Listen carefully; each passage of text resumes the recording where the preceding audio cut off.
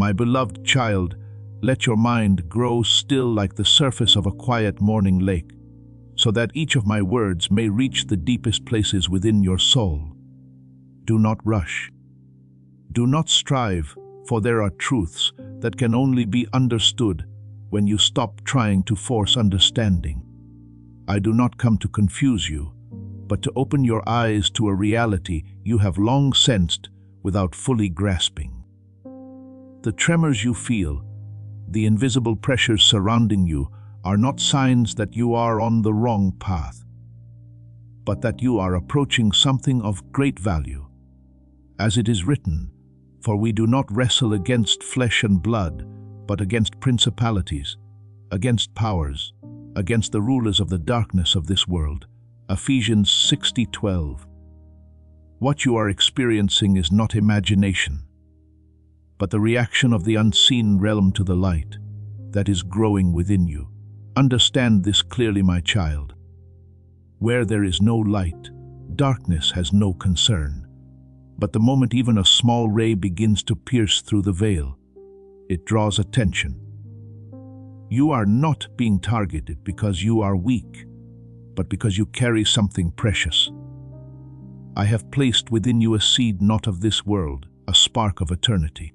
And that very life is what unsettles opposing forces. You may have thought you were only struggling with emotions, circumstances, or people. But I tell you the truth, there is a deeper dimension at work, and you are not a victim within it. You are the center of a promise being both protected and contended for. Do not be afraid, for I will never leave you standing alone in the midst of the battlefield. I am not one who watches from a distance. I am the one who surrounds you on every side. As it is written, God is our refuge and strength, a very present help in trouble. Psalm 4:16:1. Even when you do not see me, I am standing within the very storm you feel caught in. What you call chaos, I call movement toward destiny. What you call pressure, I call preparation. Nothing that is happening is random. Everything is serving what I have already ordained. My beloved, what is unfolding around you is not meant to destroy you, but to reveal what I have placed within you. Darkness cannot create light. It can only react to it. And every time you stand firm, every time you refuse to collapse, every time you choose faith instead of fear, you cause that light to burn brighter. As it is written, the light shines in the darkness, and the darkness has not overcome it. John 1:5.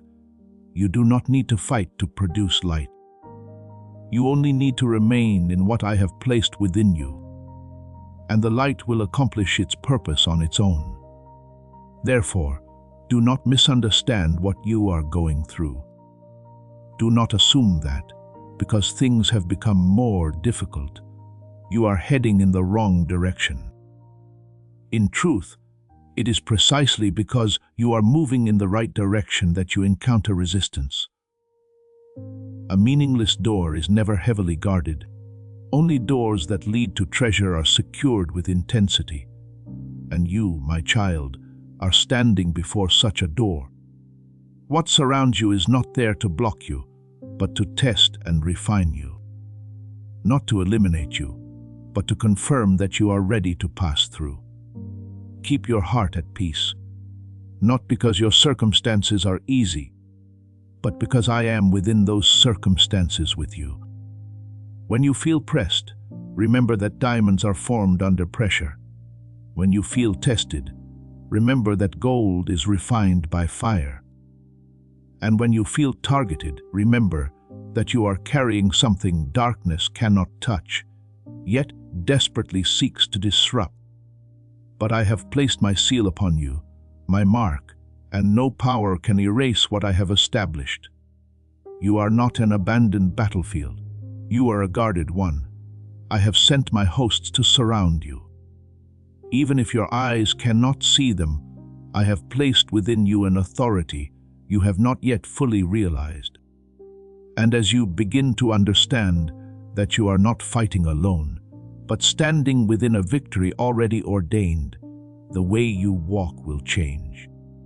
You will no longer tremble at what approaches. Instead, you will recognize it as evidence that you are drawing closer to what I have promised. So stand firm, my child. Do not retreat. Do not doubt, and do not allow the noise around you to drown out my voice. Remember that I never lead you into a battle without first preparing the victory. And when you pass through this season, you will not be the same as before. You will carry within you a deep knowing that everything you endured was not meant to break you, but to make you unshakable. From that place, you will no longer walk as one surrounded, but as one sent forth, bearing a light that no darkness can extinguish. My beloved child, open your heart to receive what I am revealing, not as a passing idea, but as a living reality operating even now above you. I show you a sign not of this world, a crown not forged from gold or silver, but formed from living light. It is not placed for decoration, but for confirmation. Every ray that shines from it is not merely brilliance, but a portion I have carefully chosen to entrust to you, a peace undisturbed by circumstance, an authority that needs no validation, a discernment that sees beyond appearances, a sensitivity to what is unseen, and the strength to stand firm amid fierce winds. As it is written, the Lord gives strength to his people. The Lord blesses his people with peace. Psalm 29:11, what you carry is not self-made. It is given by me. Yet, my child, I want you to understand not only the glory of what I have placed upon you, but also how it is being targeted. What surrounds you does not rush in with noise. It cannot touch the essence of what I have sealed, but it seeks to shift your alignment like a gentle wind, tilting a flame when the one guarding it is not attentive. It has no authority to take what belongs to you, but it can tempt you to believe you are unworthy to hold it. As it is written, hold fast what you have, that no one may take your crown. Revelation 3:11. This warning is not because the crown can be stolen, but because you may release it when you no longer trust what I have spoken. Understand this clearly, my beloved. The strategy of darkness is not rooted in strength, but in quiet persistence. It does not need to break you all at once. It only needs to move you slightly off-center. The small thought, a moment of hesitation, a subtle uncertainty if left unrecognized. These will slowly draw you away from the place I have set for you. But I do not leave you in confusion. I have placed within you a light to perceive, and when you turn back to me, even slightly, every misalignment is corrected. Remember Joseph, the one who was sold into slavery, misunderstood and imprisoned. None of his circumstances reflected his true position. Yet his crown, the calling and grace I had placed upon him, never departed. Even in his lowest moments, had he allowed bitterness to shift his heart, he would have lost his alignment. But he remained upright, and in the time I appointed, what had been sealed was revealed before an entire kingdom. Do you see, my child? The crown does not disappear in seasons of testing. It waits to be revealed when you remain steadfast. Therefore, my child, do not allow whispers to make you question the value of what I have placed within you. Do not measure yourself by circumstances, nor define yourself by what you have not yet seen. What I give does not depend on your feelings. It rests upon my intention. For the gifts and the calling of God are irrevocable.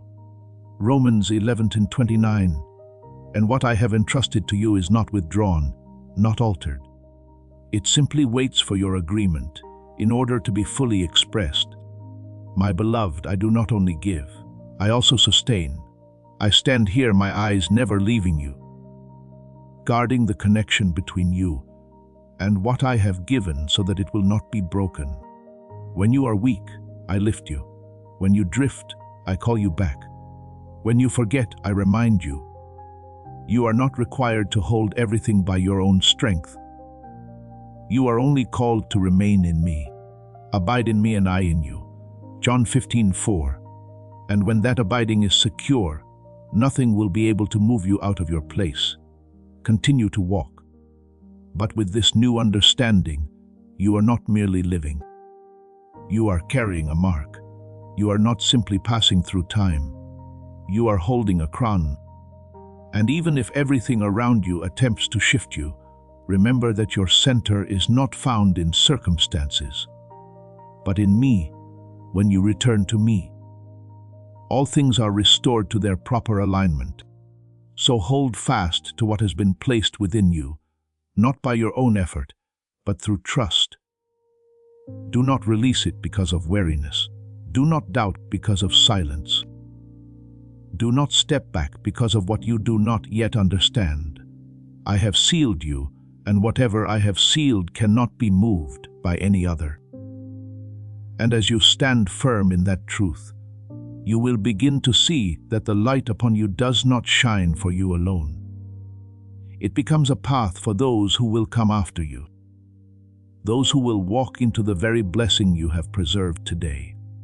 My beloved child, lift the eyes of your soul and look beyond what you call the present, for there are movements taking place that natural sight cannot grasp. You see dark waves rising like a restless night sea. But I tell you, do not be quick to call it calamity. It is a reaction, a sign that what I have ordained is approaching its moment of release. As it is written, when the enemy comes in like a flood, the Spirit of the Lord will lift up a standard against him. Isaiah 59:19. Every movement of darkness only reveals that light is about to be manifested with greater intensity. Turn your awareness behind you, not physically, but in the spirit. You are not standing alone as you once thought.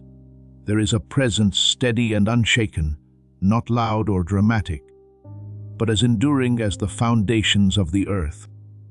I have positioned my hosts around you, not to observe, but to guard. The angel of the Lord encamps around those who fear him and delivers them. C7. You do not need to see them for them to be real.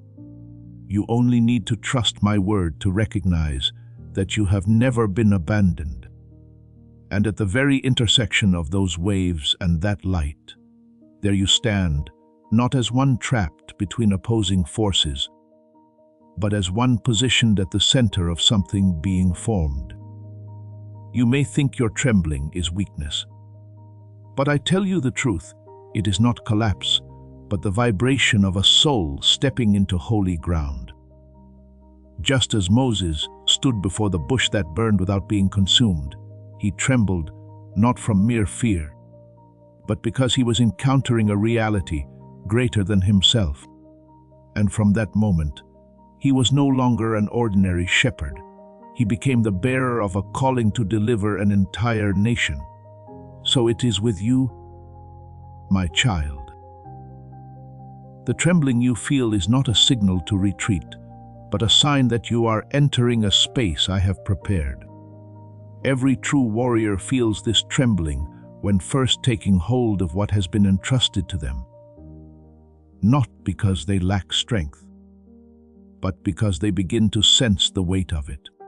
Yet when they hear my voice, that trembling does not disappear. It is transformed. It becomes awareness. It becomes sensitivity. It becomes strength under control. Remember Gideon hiding in the winepress when I called him a mighty warrior. He did not feel strong. He did not see himself as worthy. He trembled in doubt. But I did not call him according to his feelings. I called him according to what I had placed within him. And as he stepped forward in my word, his initial weakness no longer defined him. It became the foundation of a victory that could not be explained by human strength. Do you see, my child? I do not wait for your trembling to cease before I use you.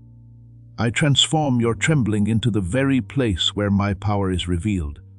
Therefore, my beloved, do not let the waves before you drive you into panic, and do not let the trembling within you lead you into doubt. All of this is happening because you are standing in the right place. You are not caught in a battle beyond control. You are standing within an appointed moment, and I am not watching from afar. I am present with you in the very midst of it. Be strong and courageous. Do not be afraid, for the Lord your God goes with you. He will never leave you nor forsake you. Deuteronomy 31:6. This word is not confined to a distant past. It is being spoken to you right now. Please know that every seed you plant in this mission will grow into a torch that shines in someone else's darkness. Giving to this work through the link in the description or the pinned comment, whether by buying a coffee, making a donation, or becoming a member of our Ko-Fi community, does not go to a channel. Your actions are supporting a divine mission to save lost souls. Heaven moves through willing voices, but it grows through hearts that are kind. This is what I say over you now. Each gift you give is like a stream of living water that flows into the life of someone who needs healing. Give, and it will be given to you is not just a verse for Jesus, it is a living promise that shapes your future. Allow me to invite you now with a simple act of faith. Come into this moment with purpose, with honesty, and with hope. The money you give today is not a donation. The act of spiritual obedience that lets your heavens open is what opens them. Let go of your seed and see what God brings back into your life. As you continue forward, you will come to realize that what you once called fear was only the outer layer of a strength not yet revealed. Stand firm, my child. There is no need to strain, no need to prove anything. Simply remain in me and walk in what I lead. The torch you carry is not one you lit yourself, so you do not need to fear it being extinguished. And as you keep moving forward, you will see that the waves which once rose against you cannot consume you. They will part before the light you bear, revealing the path I have already prepared. And when the time comes for you to look back, you will understand that you were never a fragile soul lost in the night, but always a bearer of light in the midst of conflict, guarded, guided, and destined to overcome. My beloved child, look deeply into what I am unfolding before the eyes of your soul, not as scattered scenes, but as a masterpiece being completed stroke by my own hand. There are places you once thought empty, paths you believed were barren. Yet every step you have taken has been leaving a mark on a map that only heaven can fully see. You do not need to understand the entire journey to walk rightly. You only need to trust the one who is drawing it. As it is written, a man's heart plans his way, but the Lord directs his steps. Proverbs 16:9. Even what you cannot explain is still held within precise design. And when the greater picture begins to shift, you will feel the trembling not only in outward circumstances, but within your own emotions, within relationships you once thought stable, within unexpected situations that arise without warning. But I speak this clearly so you will not be unsettled. Those shakings are not signs of collapse, but the sound of transition. When one season gives way to another, the ground must move to make room for what is being built. Behold, I am doing a new thing now, it springs forth. Isaiah 43:19. What you are feeling is the beginning of that very work. Remember the story of when the people of Israel were about to enter the promised land. Before they stepped across the waters of the Jordan overflowed its banks, as if everything stood against them. Yet it was precisely when they stepped forward in faith that the waters parted and a path opened in the midst of the strongest current. They did not cross when the river receded. The miracle occurred when the waters were at their highest. Do you see, my child? What appears to be resistance is often the sign that the appointed moment is drawing near. My beloved, what is coming to you is not the result of failure, nor merely the reward of human effort. It is something I have prepared, reserved for the right time. And now it is approaching your hands. But as with every meaningful transition, there will be interference at the final moment. Not because darkness is stronger, but because it knows it is about to lose its hold. It will attempt to exhaust you before you receive, to discourage you before you step forward, to make you doubt before you grasp what is yours. Yet I declare to you this unchanging truth. No force of darkness can overpower what I have ordained to give you. Do not misunderstand the attacks you are facing. You once believed that difficulty only came when you were in error. But I tell you the truth, often the greatest resistance arises when you are walking most rightly. When you remain still, when you do not move toward what I have called you to. Darkness has no need to react. But the moment you begin to step into a new door, when your soul aligns with heaven, everything around you shifts. As it is written, resist the devil, and he will flee from you. James 4:7. And that resistance is not merely an action, but an unshakable position in where I have placed you. Be watchful, not in fear, but in awareness. For what comes against you does not always come directly. It does not always strike at the strong beliefs you have built, but slips into the small places. The ones you consider insignificant, a fleeting thought, an unexplained weariness, a subtle doubt. These are the entry points it seeks. Yet you do not need to be anxious, for my eyes never leave you. No strategy escapes my sight. My beloved child, I stand beside you, not at a distance. I place my hand upon your shoulder, not to restrain you, but to remind you that you do not walk alone. When you feel weak, I am your strength. When you feel uncertain, I am your assurance. When you grow weary, I am your rest. My power is made perfect in weakness. 2 Corinthians 2:9. So in the very moments you feel insufficient, I am revealing that you do not need to be enough, for I am. So continue forward, my child. You do not need to understand everything nor control everything. Only keep your heart aligned with me. For every step you take is not merely a response to circumstance, but a stroke in the masterpiece I am completing. And when that picture is revealed, you will look back and see that no shaking was meaningless. No trial was wasted, and no moment was forgotten. You are not lost in a chaotic battlefield. You are standing at the center of a plan designed by heaven. And what I am preparing to place in your hands will not only transform your life, it will open a path for those who come after you to walk in freedom. Therefore, stand firm, believe, and step forward, for the moment is closer than you think.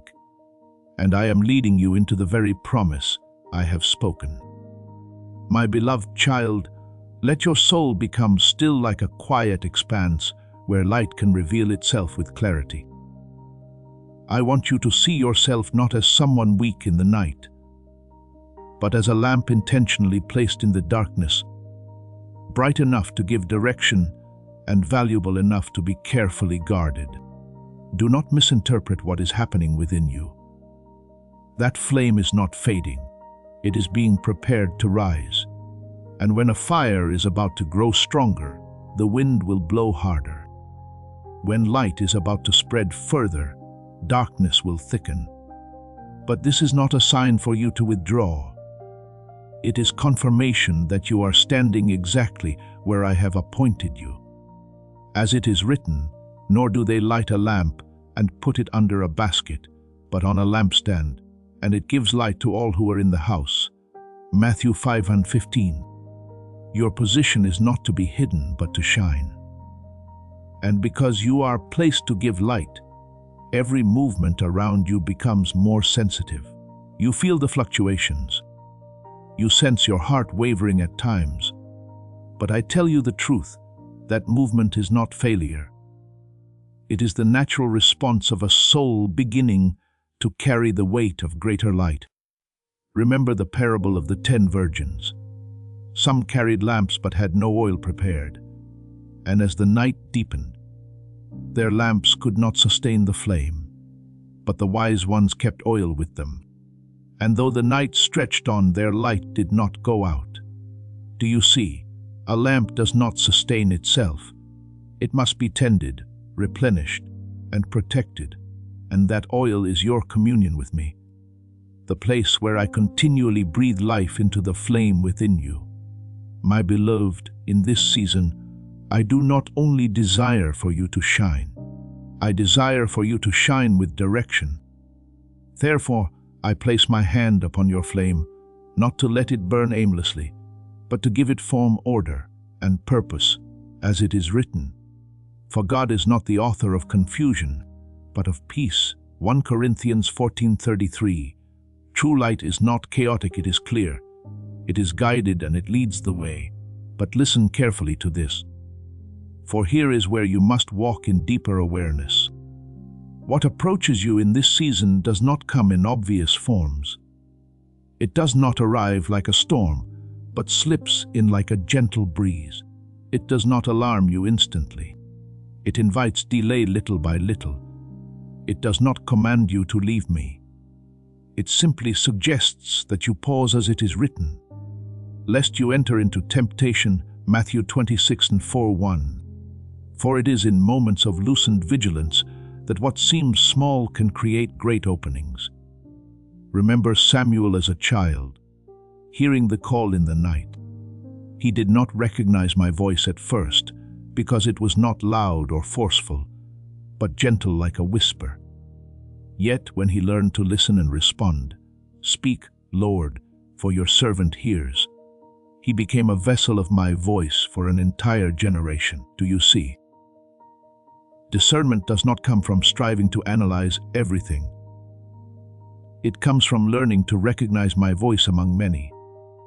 My beloved child, in this season, your discernment is the wall that guards your soul. Not through suspicion of everything, but through deep connection with me. When you become familiar with my voice, all others will reveal themselves. Any whisper that does not carry peace, does not bring life, and does not draw you closer to me is not from me. No matter how reasonable it may appear, I reveal these things not to frighten you, but to establish you. For when you see clearly, you are no longer led by passing emotions, but by unshakable truth.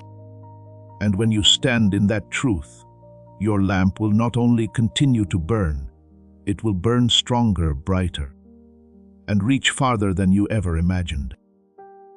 Therefore, my child, hold on to that flame, not by your own strength, but through your closeness with me. Remain in my presence as one who tends a lamp and guards its oil without neglect, without delay. And as you do, you will realize that no wind can extinguish what I have ignited, because my very breath is surrounding the flame within you. From that place, you will no longer be one who keeps the light only for yourself, but one who becomes a guide for souls, wandering in the night, not through effort, but through the very presence of the light I have placed within you. My beloved child, let this truth sink deep within you like quiet waters that reach the roots. What shakes darkness is not loud prayer, but true connection. You may speak boldly, you may declare powerful words, but what causes the unseen realm to retreat is when your heart remains joined to me in every breath. As it is written, "Abide in me and I in you." John 15:4, that abiding is not a fleeting moment, but a continual state where you do not disconnect from the source, no matter how circumstances shift. So do not be confused when you notice that your inner world has felt unstable in recent days. Sudden emotions, untraceable thoughts, subtle yet persistent disturbances. You may think these are signs of weakening. But I tell you the truth. They are signs that you are drawing closer into alignment with me. And because of this, unseen forces attempt to interfere, to disrupt that rhythm, as it is written, "Watch and pray, lest you enter into temptation." Matthew 26:41. Watchfulness is not tension. It is awareness of what draws you nearer to me and what pulls you away from my peace. Look closely, my child. What distracts you is not always something large or obvious. It may come through a sudden message that unsettles your heart, an old memory returning as if it never left, or a small thought that lingers longer than it should. These do not appear threatening, yet they are enough to shift your focus. But do not fear, for I do not leave you in confusion. I am teaching you something deeper, not merely to pray with words, but to live in unbroken connection. Remember Mary, who sat at my feet and chose the better portion, while Martha was occupied with many tasks. The issue was not the work itself, but the distraction that pulled away from what mattered most. Mary did not do more. She connected more deeply. And it was that connection that allowed her to receive what others missed. Do you see? What I seek from you is not greater effort, but a truer presence. My beloved, hold firmly to this truth. No force can stop what I have ordained to give you. But there are forces that will try to move you out of position so you cannot receive it. Not by pulling you away from me all at once, but by causing you to doubt where you stand.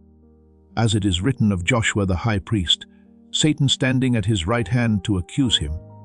Zechariah 3:1. That accusation is not meant to destroy instantly, but to make you feel unworthy to remain in what I have chosen. And you have felt it, have you not? Moments where it seems as though you are being examined, as though something is quietly telling you that you are not enough, not pure, not worthy. But I tell you clearly, that is not my voice. My voice does not weigh you down. It sets you free. My voice does not diminish you. It lifts you into your rightful place. Not by might, nor by power, but by my Spirit. Zechariah 4:6. What I give you is not based on your perfection, but on my intention. And my intention does not shift with your emotions. As this awakening grows inside you, know that helping with this mission is not a joke. It is a sign from God.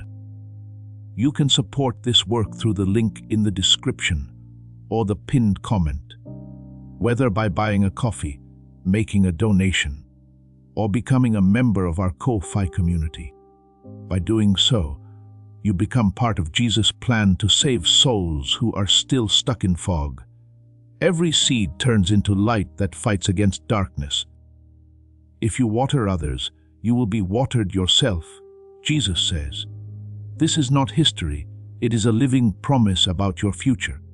Come into this moment with faith and a plan. What God has already planned for your life can be unlocked through your giving. Look again at Gideon, who saw himself as small and insufficient.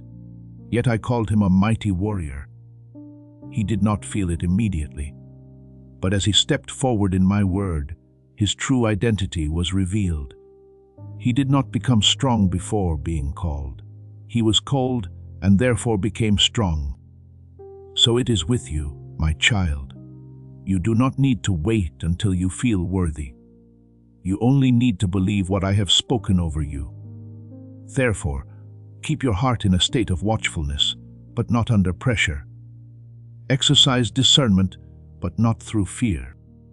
When something comes that robs you of peace, distances you from me, or weighs you down, recognize that it is not from me.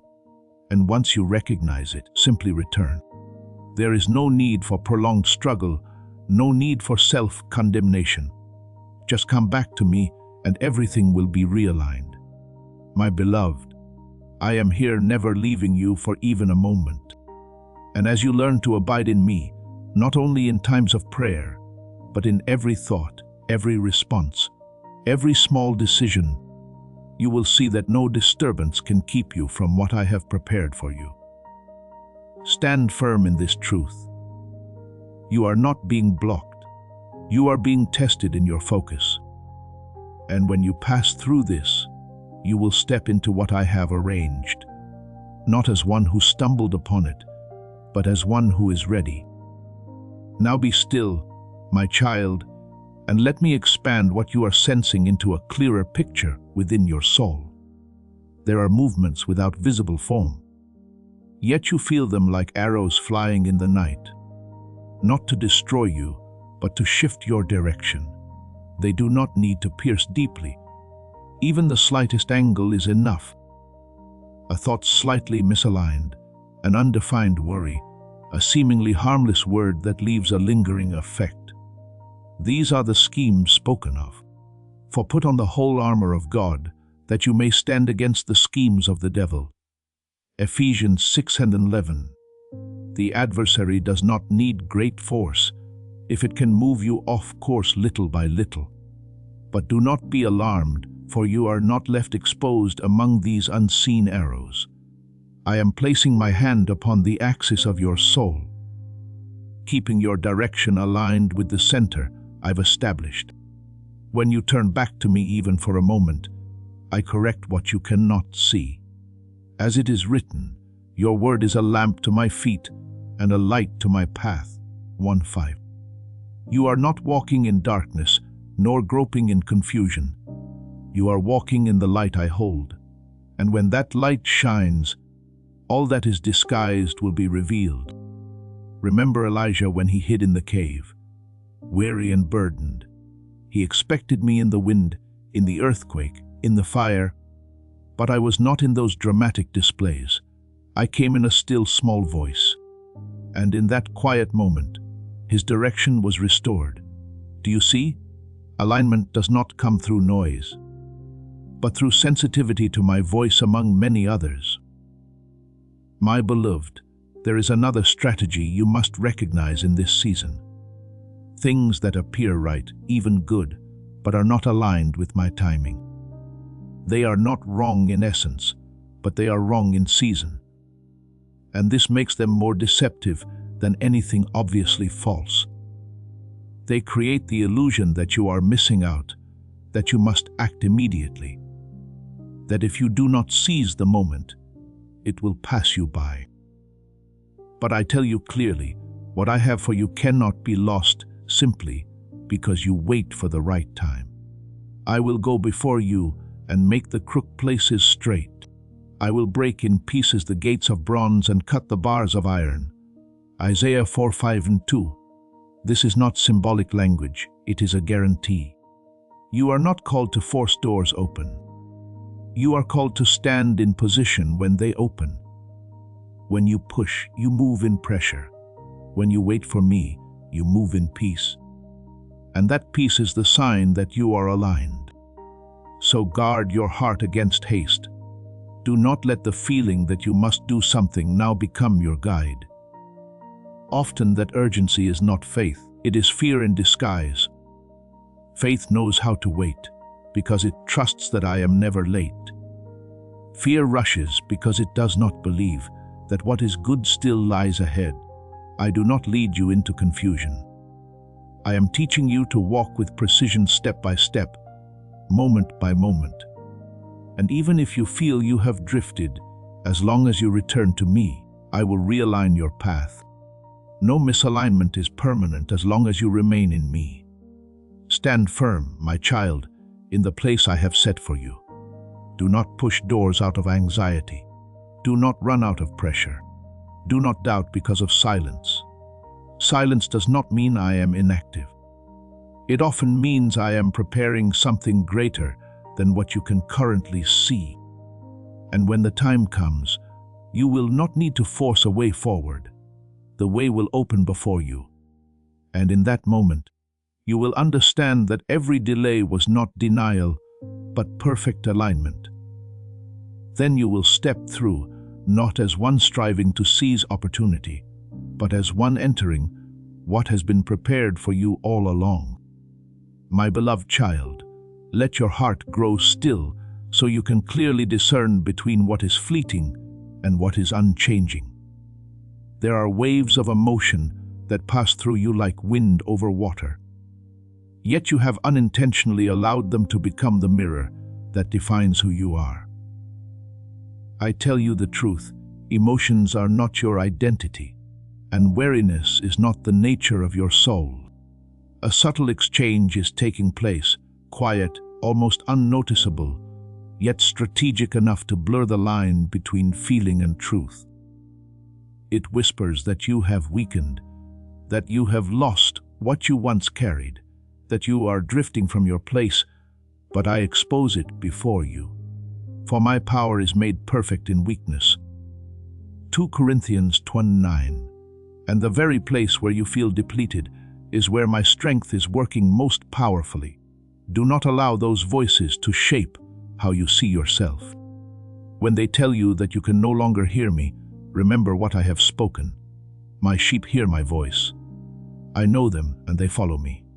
John 10:27. This does not depend on your passing feelings, but on the connection I established with you long before. When they make you think you are declining, hold firmly to this truth. The path of the righteous is like the morning sun, shining ever brighter till the full light of day. Proverbs 4:18. Light does not always burst forth at once. Often it increases gradually until you realize you have stepped into a new dawn. My beloved, I do not speak merely to comfort you. I speak so that you may see clearly. The sounds that cause you to doubt, the thoughts that make you hesitate, these are not my voice. My voice does not shrink you. It expands you. My voice does not suffocate, it liberates. What you are hearing from the opposing side is not truth about you. It is the final echo of darkness, realizing it no longer has the authority to hold you, as it once did. Now look deeper into what I am preparing to place into your hands. It is not small, not insignificant, not merely about making you better. It is a function, a position within the flow of heaven. It is a door that when you step through will not only transform your life, but open the way for those who come after you. As it is written, I have set before you an open door, and no one can shut it. Revelation 3:8. What I open is not for you to hesitate over, but to enter with the understanding that it has already been ordained. Remember Abraham when I called him out of what was familiar. The promise I gave did not end with him. I declared that through him all nations would be blessed. He did not merely receive a blessing. He became a source of blessing. Do you see what I do in you never stops with you? It always carries a current that moves beyond generations, beyond personal limits, reaching those you have not yet encountered. So do not be surprised when you feel greater pressure, when the tension within you deepens, when you sense that you are being targeted more than before. This does not come because you are losing something. It comes because you are approaching something greater.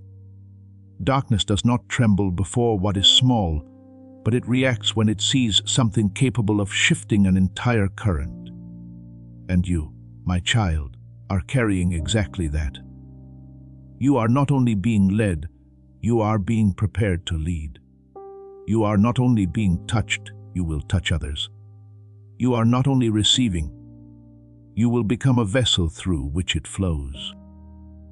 And when you stand in the place I have set for you, what unfolds is not merely personal transformation.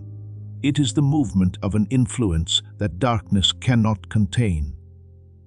But I remind you clearly, you do not need to strive to become this by your own strength.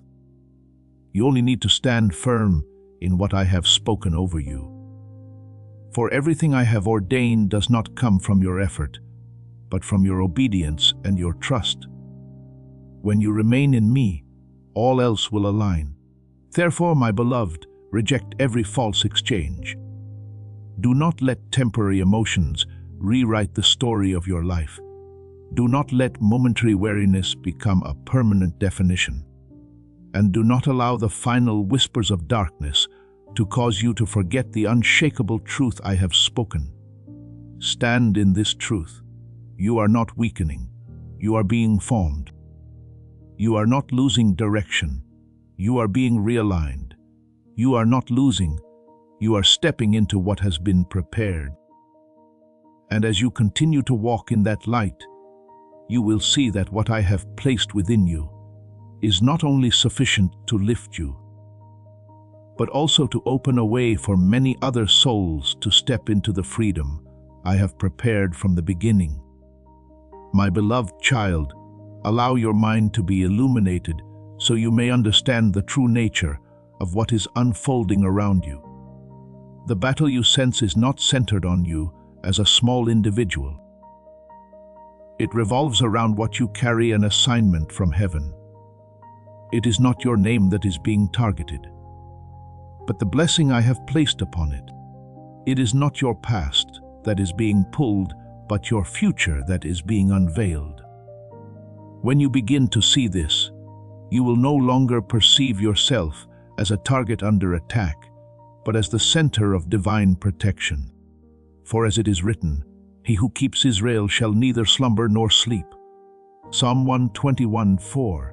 Every step you take is under my watch. And no arrow can touch your soul unless it first passes through my permission. You are not alone in this field of movement. What you are feeling is the trembling of a greater reality drawing near. And now I am leading you into deeper awareness where blessing is no longer merely promised, but revealed as it is written. For we walk by faith. 2 Corinthians 5:7. What I am showing you is not imagination, but a dimension of reality you are stepping into. Behold the image I set before you, a place not built by human hands, but formed from living light. It is not distant. It opens the moment you move deeper into union with me. Its ground is clear like crystal, and every step you take leaves a mark that cannot be erased. Not the mark of one wandering, but of one recognized. We are children of God, and He is with Christ. Romans 8:17. So your position is not something you seize. It is something I have given. You do not enter that place as a stranger. You enter as one whose identity has been established beforehand. And within that space, I show you a position prepared not to elevate you above others, but to align you within the flow of my plan. Like Esther, who was not placed in the palace merely to enjoy favor, but to stand in the right place at the right time to deliver a people. Do you see, position is not a private privilege. It is a responsibility that moves on behalf of many. The seat I set before you is not a symbol of empty power. It is a place of service within authority. When you step into it, you do not become greater. You become aligned.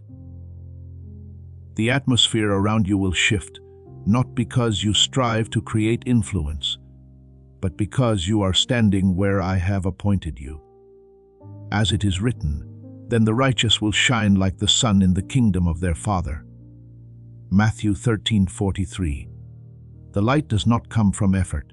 It comes from position. My beloved, understand this. Everything I am opening is not to confuse you, but to awaken you.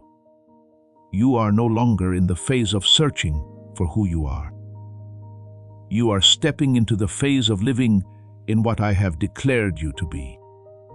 And because of this, everything around you may feel clearer, more intense, even more pressurized, because you are moving from potential into reality. But remember this, you do not need to strive to take that place by your own strength. You are about to enter your divine future. Remember that this message does not end with you. People can use your breakthrough to get where they need to go. Through the link in the description or the pinned comment, whether by buying a coffee, making a donation, or becoming a member of our Ko-Fi community, you can help this mission. By doing so, you are sowing into the awakening, deliverance, and restoration of souls who are still trapped in darkness. This is not poetry when Jesus says, "Give, and heaven will open over you." Every seed you plant turns into oil for your destiny, fire for your calling, and safety for your family. Now is your time, my child. Have faith, and as you do, watch God multiply what you let go of. You need only to obey and remain in me. For position is not sustained by effort, but by connection. He who abides in me and I in him bears much fruit. John 15:5. When you remain, everything else will fall into its rightful order. Therefore, my beloved, open your heart to what I am revealing. Do not see the battle as a threat. See it as evidence that you are drawing nearer to what has been ordained. Do not see the shaking as loss. See it as the transition into a new season. And as you continue forward, you will come to understand that where I am leading you is not a foreign place, but one that has always belonged to you from the beginning. A position within the kingdom where you do not merely receive blessing, but become a flow of blessing for many others. So, step forward, my child, for I am here, and I am leading you into what I have written for you long before you were aware of it, my beloved. Pause for a moment and look deeply into what I am placing before your soul. For this is no longer an image to observe, but a revelation to enter. Before the place I have prepared for you, before the position awaiting your obedience, there lies a robe folded with sacred order, not in haste, not by chance. It is not woven with threads of the earth, nor shaped by human hands, nor adorned with the fragile beauty of outward things. This robe has been formed from your journey with me, from seasons of drought in which you did not curse, from broken paths where you still refused to let go of me, from nights when your pillow was soaked with tears, yet your lips still called upon my name. Every thread of that robe is a moment you died to what was old. Every fold is a testimony that what once sought to bury you became the very ground upon which I raised new life. As it is written, unless a grain of wheat falls into the ground and dies, it remains alone, but if it dies, it produces much grain. John 20:24. So what you once thought was loss has been quietly weaving a garment that only a soul who has passed through resurrection can wear. Understand this deeply, my child. There are blessings many desire, but are unwilling to die to what is old. There is glory many wish to wear, but refuse to walk through the valley.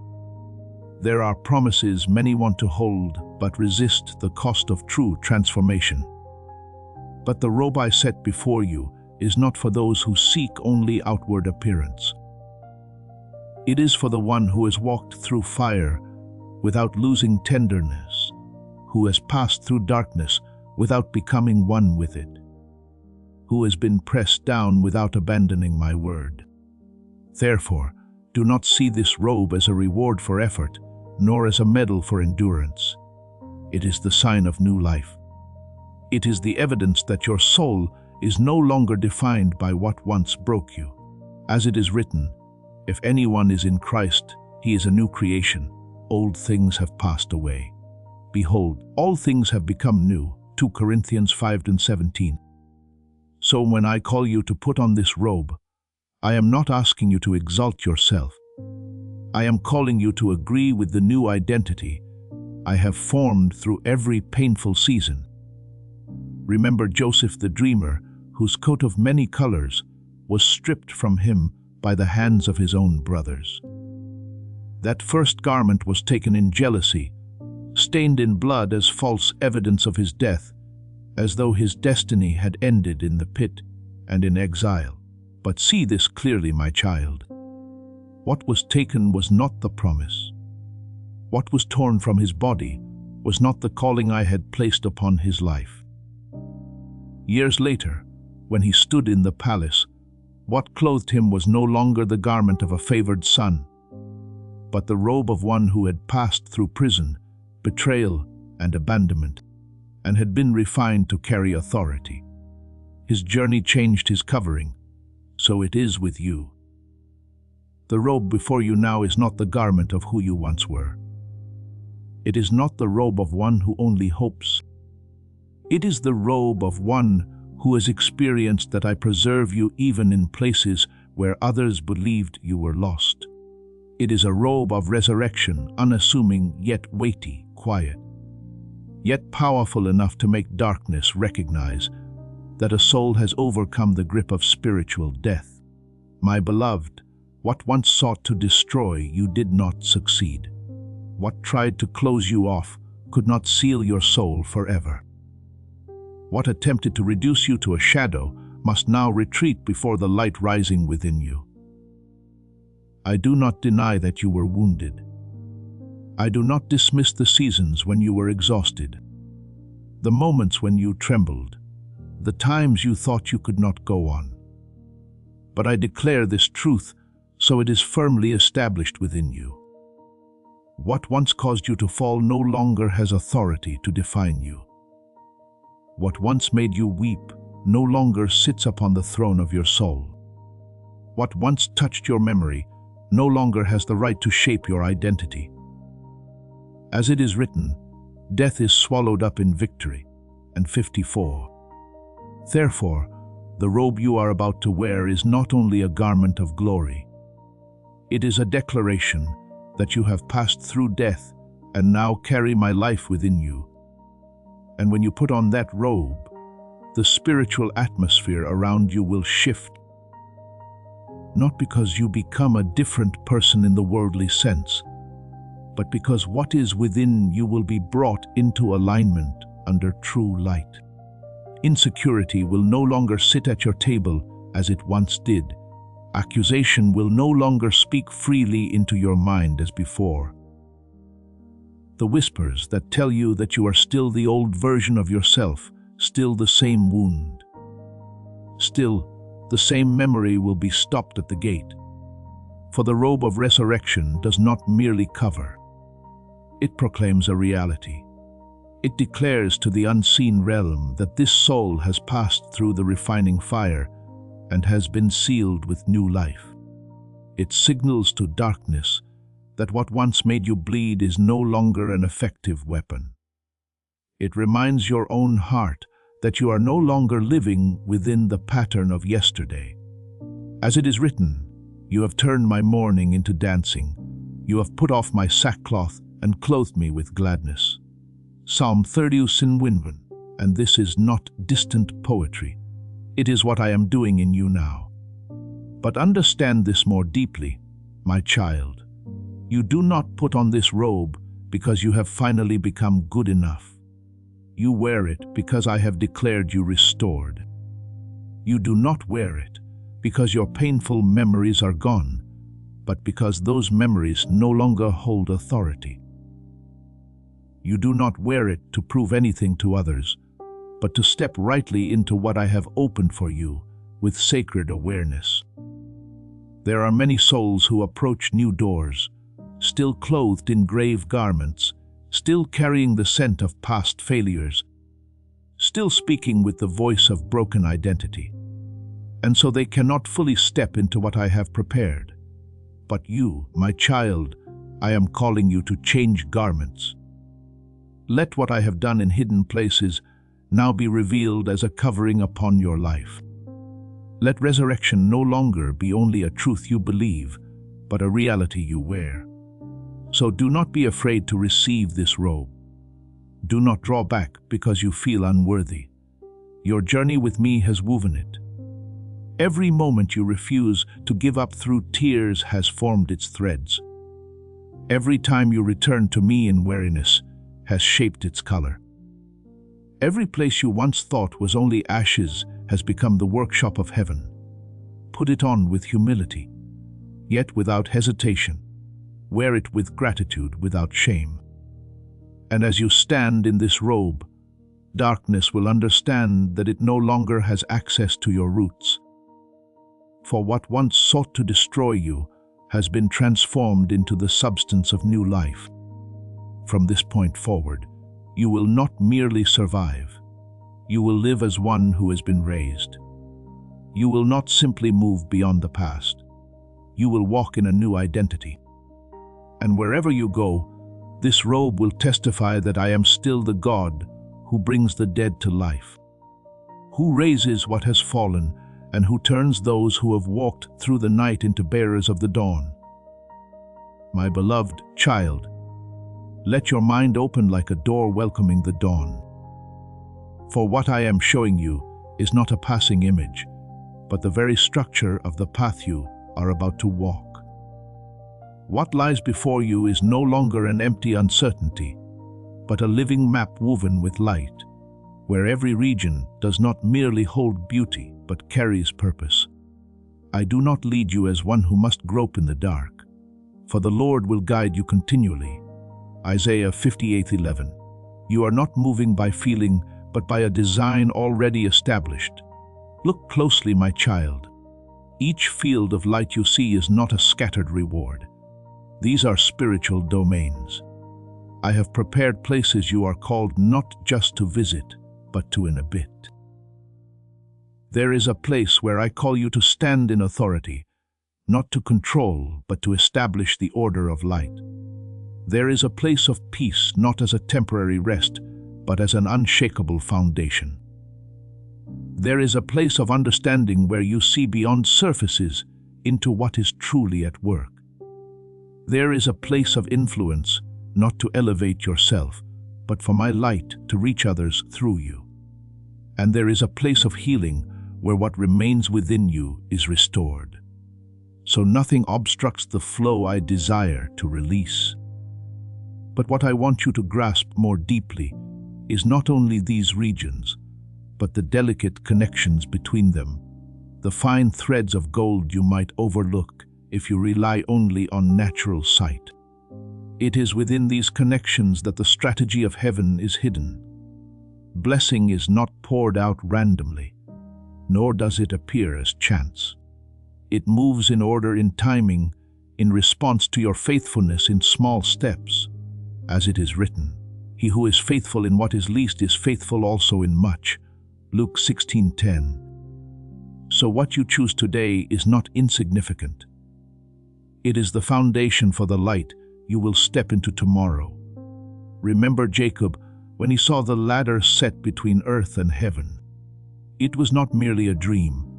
It was a system of connection where angels ascended and descended in order. That was not randomness. It was revelation of divine structure. Do you see, my child? Heaven does not operate in chaos. Everything I open has a pathway, a rhythm, a progression. And you are being invited to step into that rhythm. You do not need to understand the entire map to walk rightly. You only need to obey at the point I am showing you. When you step into the first place with faithfulness, the next connection will open before you. When you hold what I give you today, what I have prepared for tomorrow will no longer remain hidden. As it is written, your word is a lamp to my feet and a light to my path. Psalm 119, 1 and 5. That light does not reveal the entire journey at once. It illuminates each step enough for you to move without stumbling. My beloved child, do not let your mind return to the idea that blessing is something accidental. Nothing I do is random. Even what you consider small, a decision to remain at peace instead of reacting, a choice to stay with me instead of being distracted, a step of obedience when you do not yet see clearly. All of these are points of contact upon the map I have set before you. And each of these points is activating connections you cannot yet perceive. So walk with this new understanding. You are not searching for a path. You are walking on one already opened. You are not waiting for blessing to fall. You are stepping into what has already been designed. And as you keep your heart anchored in me, each step you take will connect to the next. Like golden threads weaving a picture, you will only fully recognize when you look back. Continue forward without haste, without doubt, without turning back. The map is already before you. And I, the one who designed it, am walking with you in every step. And when you have gone far enough to see clearly, you will understand that no choice made in me was ever misplaced. All of it has led you into what I ordained from the beginning. My beloved, be still and look deeply at what I am opening before you. For this is no longer a distant symbol, but a reality approaching manifestation. I show you a door not of this world, neither rough nor heavy, but radiant as if formed from glory itself, though it remains closed. Light seeps through its edges, like the breath of dawn, announcing a new day. This is not a door constructed by human effort, but one I have chosen for you from the beginning. And I speak this clearly, so you will not misunderstand. This door does not open by your strength, nor by forced effort, but by alignment. When your heart moves in rhythm with mine, when your soul stands in the place I have appointed, the hinges of heaven will move on their own. Please know that every seed you plant in this mission will grow into a torch that shines in someone else's darkness. Giving to this work through the link in the description or the pinned comment, whether by buying a coffee, making a donation, or becoming a member of our Ko-Fi community, does not go to a channel. Your actions are supporting a divine mission to save lost souls. Heaven moves through willing voices, but it grows through hearts that are kind. This is what I say over you now. Each gift you give is like a stream of living water that flows into the life of someone who needs healing. Give, and it will be given to you is not just a verse for Jesus, it is a living promise that shapes your future. Allow me to invite you now with a simple act of faith. Come into this moment with purpose, with honesty, and with hope. The money you give today is not a donation. The act of spiritual obedience that lets your heavens open is what opens them. Let go of your seed and see what God brings back into your life. As it is written, trust in the Lord with all your heart, and lean not on your own understanding. In all your ways acknowledge him, and he shall direct your paths. Proverbs 3:5-6, that guidance is not always loud, but it is always precise. My child, there may be moments when you feel very close, yet the door remains shut. And in those moments, the temptation arises to push, to test, to force something open by your own effort. But I remind you, what I have ordained does not require your striving. What I open does not need your pressure. When the appointed time comes, the door will not only open, it will open in a way no one can shut. Behold, I have set before you an open door, and no one can shut it. Revelation 3:8. This is the foundation for your steps in this season. Yet I also show you something you must understand, so you will not be troubled. There is an obstacle before that door. It appears heavy, difficult to move like the stone once rolled before the tomb. It is not there to keep you out forever, but to test your heart, whether you will rely on your own strength or trust in my power. For it is written of the morning of resurrection. An angel of the Lord descended from heaven and rolled back the stone and sat on it. Matthew 28:2. The stone was not moved by human effort, but by the action of heaven. And that action did more than open a way. It declared that death itself had been overcome. Do you see, my child? What stands before you is not the end of your path, but the threshold of transformation.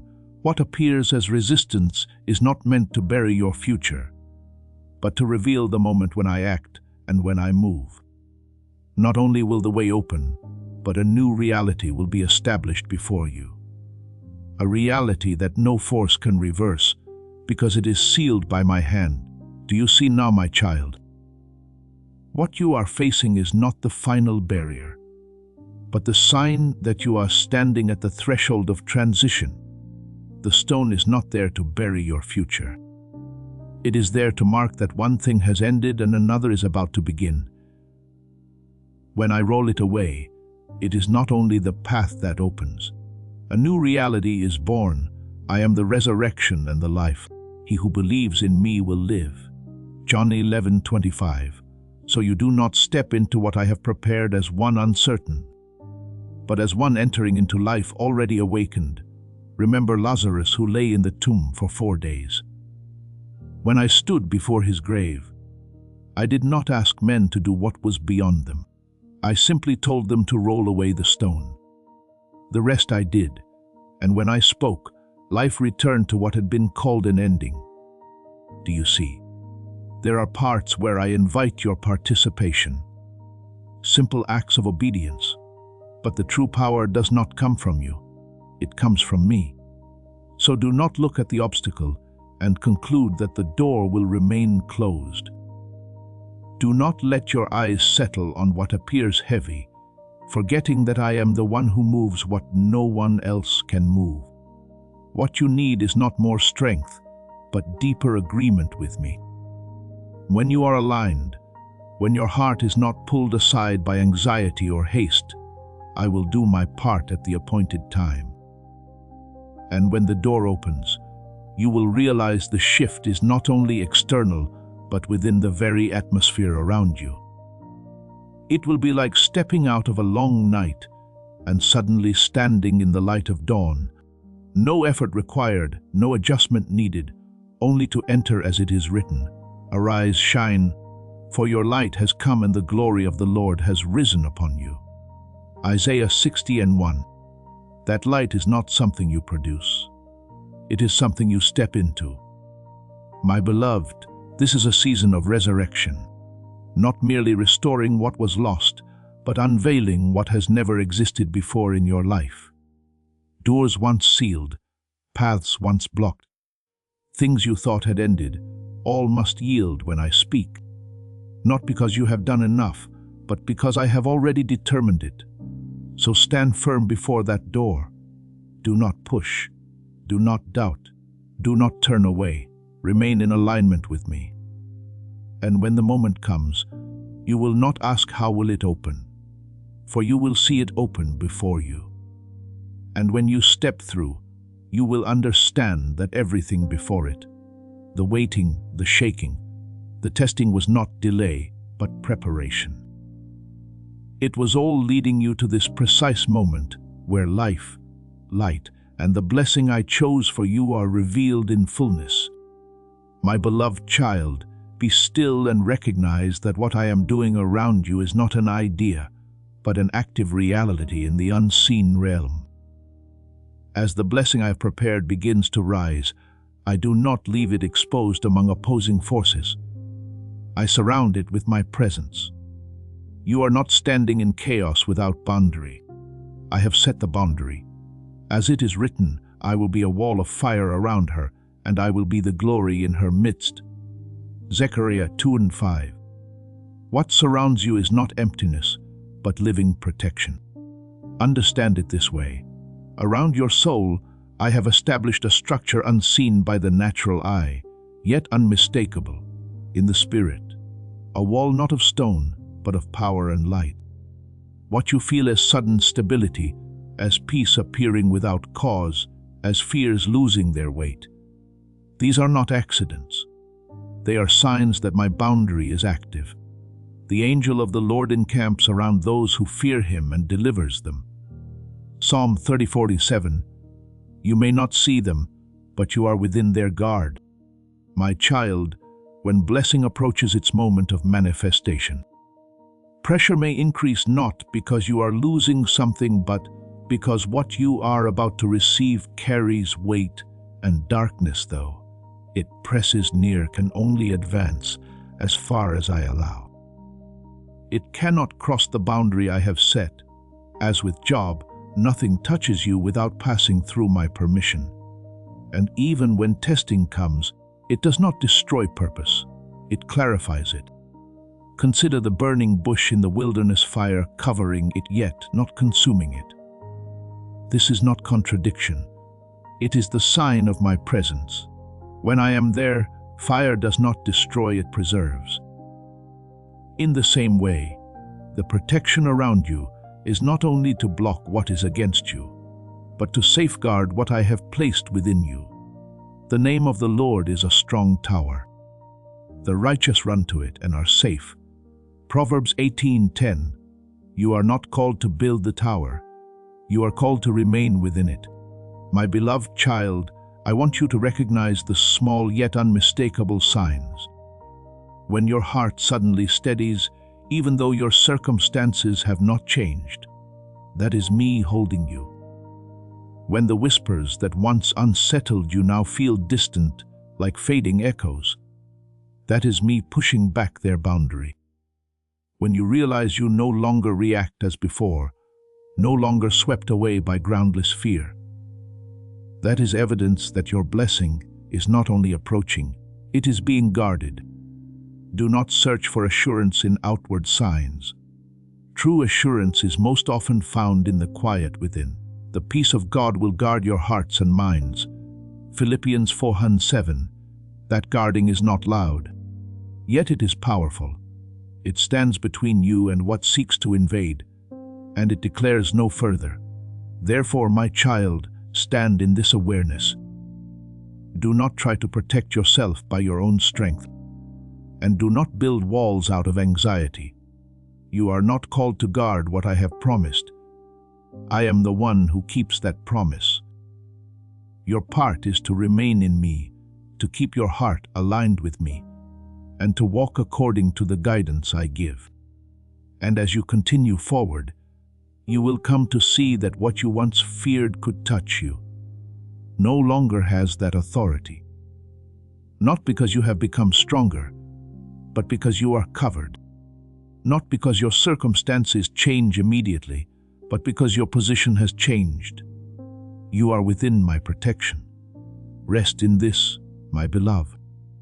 The blessing I have chosen for you is not only drawing near, it is being kept by my own hand, and nothing can cross the boundary I have established unless I allow it. And I do not permit anything to destroy what I have purposed to form within you. Now turn your gaze inward and see your soul as I see it, not as a land that was once barren, but as a garden entering a new season. Do not judge based on what you have seen before. For I do not work according to your memory, but according to the life I am planting.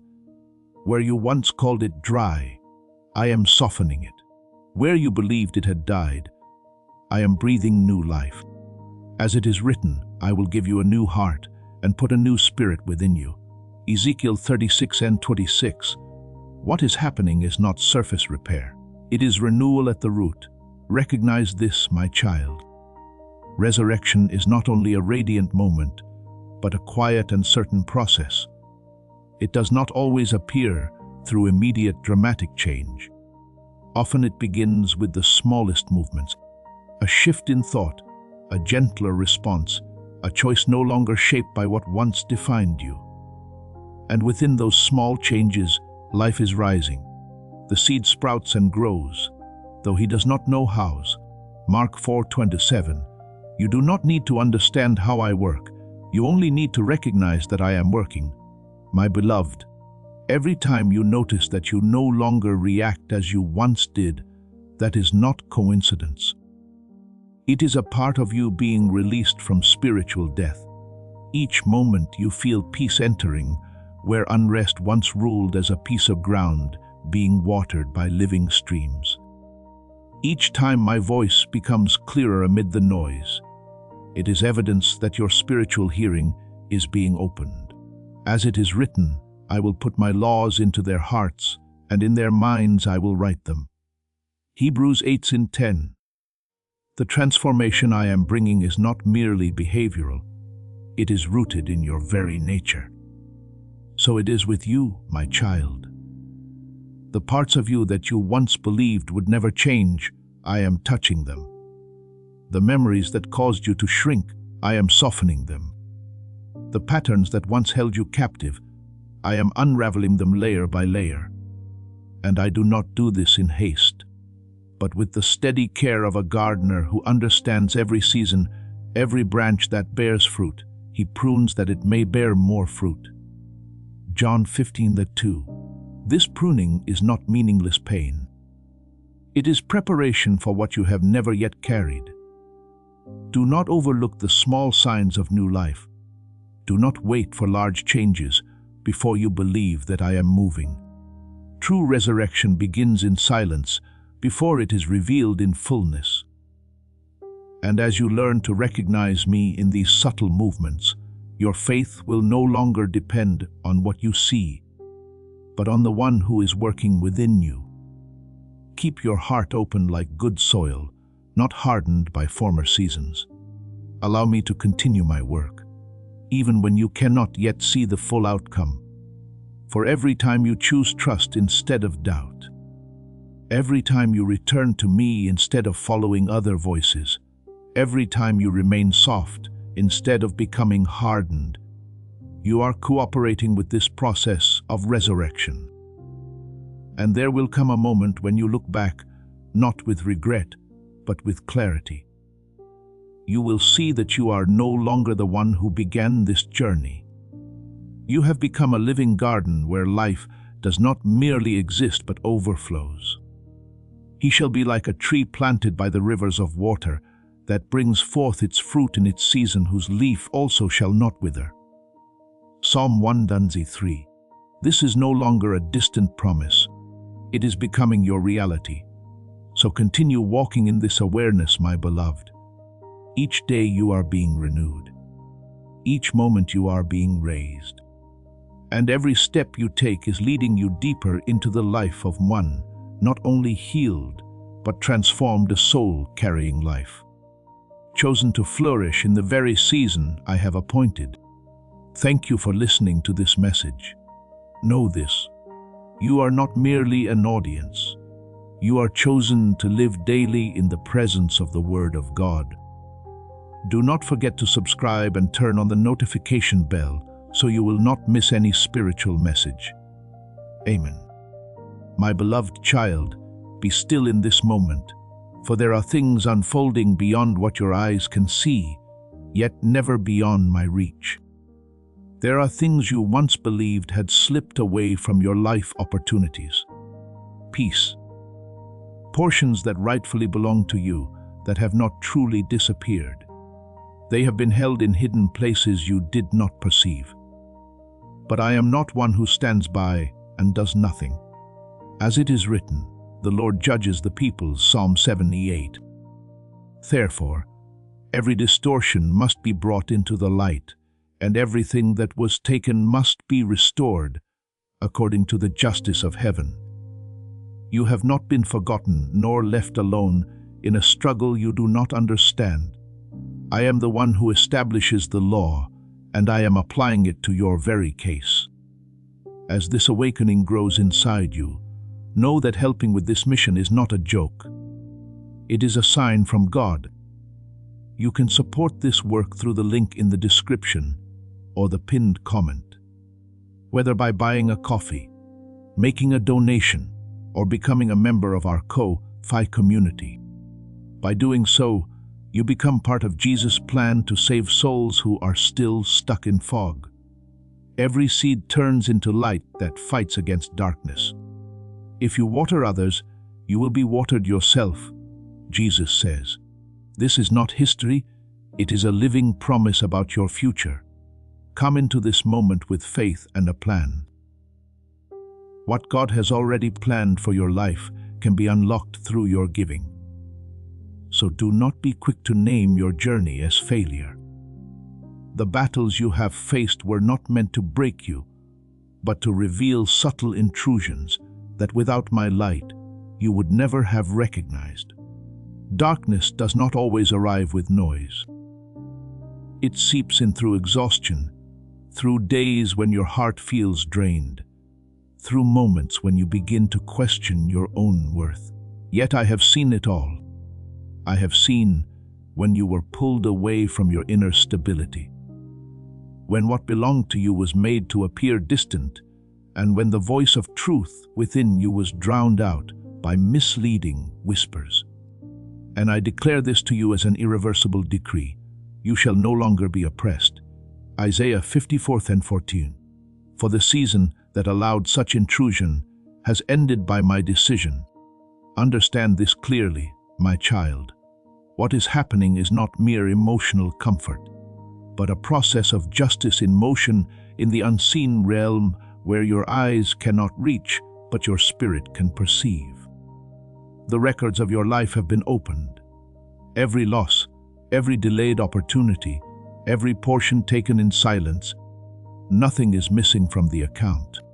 And I, who never judge unjustly, I am examining each part as it is written. I will restore to you the years that the locust has eaten. Joel 20:25. So no loss is permanent when it rests in my hands. You do not need to understand every detail of how I work. You only need to know that I am working and that I do so completely. There is a story you must remember not as a distant memory, but as a living pattern for your present. When the people of Israel left Egypt, they did not merely walk out of slavery. They carried with them silver, gold, and possessions from the very place that had oppressed them. This was not coincidence, but restoration decreed by heaven. They plundered the Egyptians. Exodus 12:36, not by their own strength, but through my intervention. This shows you that I do not only deliver, I restore. I do not merely bring you out of what was wrong. I cause what was wrong to return what it held unlawfully. And today that same principle is being applied in your life, but at a deeper level where your identity, your blessings, and your authority are being set back into their rightful place. So when you feel as though you have lost yourself, know that this is not the end of your story. There are parts within you that have been weakened, not because you lack value, but because an unseen force has deliberately tried to dim the light within you. It has worn you down so that you would release what rightfully belonged to you. It has sown doubt so that you would reject what I have given. But my child, I have never withdrawn what I have placed within you, for the gifts and the calling of God are irrevocable. Romans 11:29. And whatever I have ordained for you remains in effect, even if you cannot see it for a time. Even now, I am restoring every part that has been displaced, not with noise, but with absolute precision. I am resetting the foundation upon which you once stood, reinforcing what has been removed, and returning to you the discernment you thought you had lost. You will begin to perceive what you could not see before. You will feel stability returning to places that once held uncertainty. And you will come to understand that I am not merely repairing you. I am upgrading you. He brought me out into a spacious place. He rescued me because he delighted in me. Psalm 18:19. And the place I am leading you into is not a patched version of the old, but a newly established ground, stronger and more secure. Therefore, do not be afraid when you see old things begin to shake. This is not a sign of loss, but evidence that I am intervening. When light comes, what does not belong to you cannot remain. And when those things depart, they will not leave empty-handed. They will return what they have held. This is not vague hope. It is the principle of heavenly justice being carried out. Keep your heart in stillness, for within that stillness you will hear more clearly what I am doing. Do not allow your emotions to run ahead of my process. Do not strive in your own strength to reclaim what I have already determined to restore to you. Your part is not to fight as you once did, but to stand firm in what I am establishing. Be still and know that I am God. Psalm 4, 6 and 10. For in that stillness my power is revealed in its fullness. My beloved child, I say this so that you will no longer view your journey through the lens of loss. What has happened does not define you. What I am doing now is what will shape you. And when the judgment is fully executed, you will not only receive back what was taken, but you will also gain the assurance that you have always been under my protection and sovereignty. For I am not only the one who sees, I am the one who acts. And when I act, no force can withhold what belongs to you, my beloved. Listen even more deeply within your spirit. For what I am about to reveal does not belong to fleeting emotion, but to the precise operation of heavenly justice. When my word is spoken, it does not merely echo in the unseen. It immediately activates a process in which those assigned to execute judgment begin to move. I see clearly before the throne of glory the records of your life laid open, lacking nothing, untouched by distortion from any force. Every purpose I have set for you bears an unremovable seal, and beside it stands the declaration that what has not yet been fulfilled, what has not yet been fully delivered, must be restored to its rightful place. As it is written, the books were opened, and the dead were judged according to what was written in the books. Revelation 20:12. So you must understand that your life does not unfold by chance. Everything is recorded, and everything will be handled according to truth. Therefore, do not call what you have not yet reached a loss. There are things you believed had slipped from your grasp that are in fact being held in a temporary storehouse, awaiting my command to be returned. You thought time had taken your opportunities, but I tell you that time has been preserving them for the appointed moment. You thought the enemy had possessed your portion, but I declare that no power can own what does not belong to it. When I say recover, every door that was once shut must open. As it is written, I will restore to you double what was lost. Zechariah 9:12. So what I am doing is not merely recovery, but restoration with abundance beyond what you have known before. Imagine within your spirit a scene not seen by the natural eye, yet clearly discerned by the heart. In the midst of an unseen battlefield, a scale is set in place, unmoved by the noise surrounding it. On one side are accusations, voices declaring that you are not enough, that you have lost what was given, that you failed to hold what was entrusted to you. But on the other side stands my truth, and that truth does not rest on your passing emotions, but on what I have seen and what I have ordained. I see that you are not one who abandoned, but one who was quietly attacked. I see that you are not one who rebelled, but one who was led into confusion and lost direction. I see that you are not one who rejected, but one who grew weary, and yet still held on to a measure of faith that did not die. And because of that truth, the scale cannot tip toward accusation. A false balance is an abomination to the Lord, but a just weight is his delight. Proverbs 11:1. Therefore, the judgment concerning you cannot be distorted. You must understand this deeply. Heaven does not judge you according to how you see yourself in your weakest moments. Heaven sees you through the light of truth, and that light is never twisted. There were times you believed you had failed because you could not hold what was given.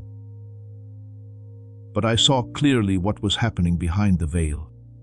I saw the unseen pressures, the slow erosion, the strategies designed to exhaust you until you released what you were meant to carry. But my child, being attacked does not make you guilty. As it is written, there is therefore now no condemnation for those who are in Christ Jesus. Romans 8:1. So the verdict cannot be based on baseless accusations, but only on the truth that I hold. Remember a story that many read quickly, yet seldom grasp in its depth. When King Ahab seized Naboth's vineyard through deception and oppression, he believed his authority could legitimize wrongdoing. Yet I sent the prophet Elijah to declare judgment, though Naboth was gone. Though the vineyard appeared permanently taken, I did not call it finished. I declared that the injustice must be exposed and judged. What you must see is not only the punishment of the wrongdoer, but the principle behind it. Whatever is taken unlawfully cannot be held forever. My justice may seem delayed in human sight, but when it comes, it arrives with full authority and leaves nothing unrest.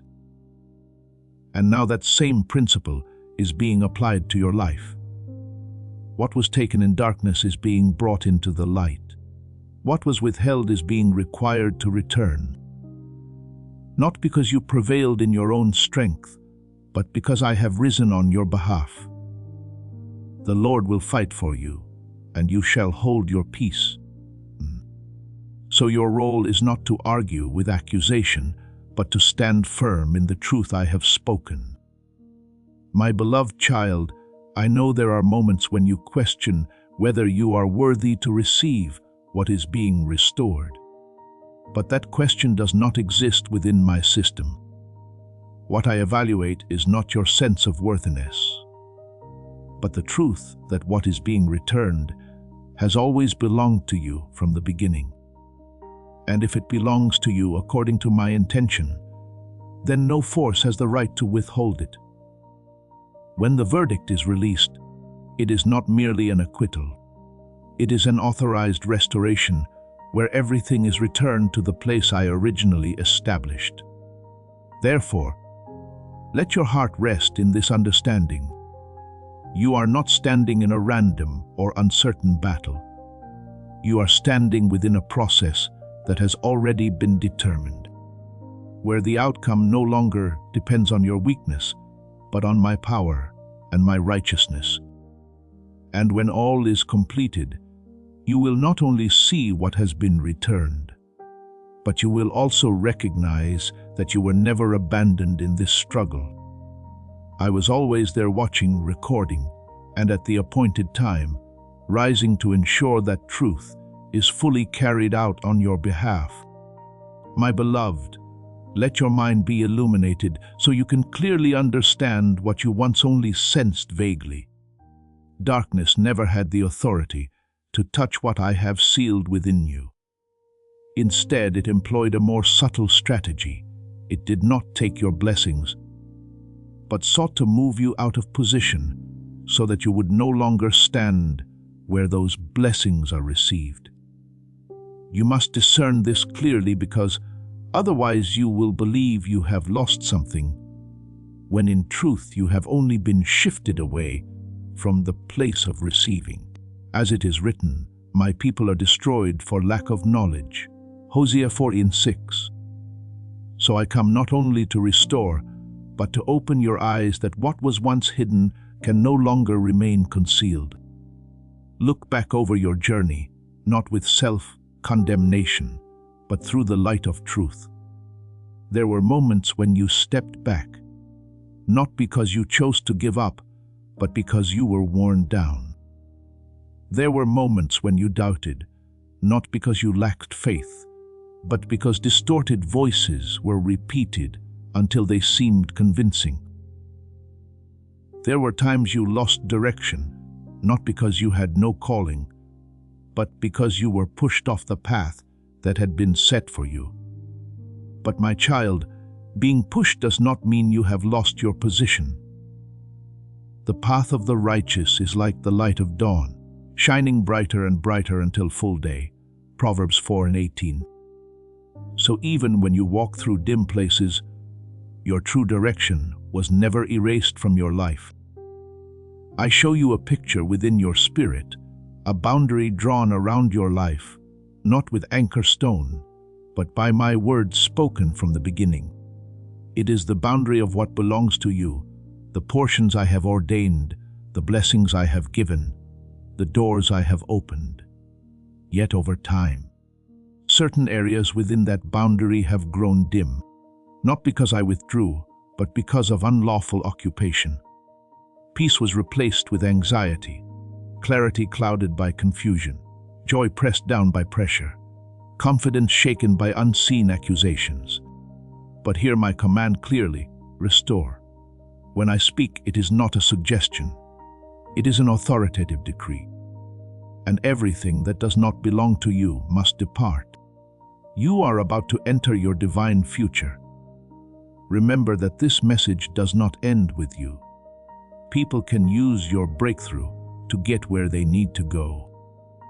Through the link in the description or the pinned comment, whether by buying a coffee, making a donation, or becoming a member of our Ko-Fi community, you can help this mission.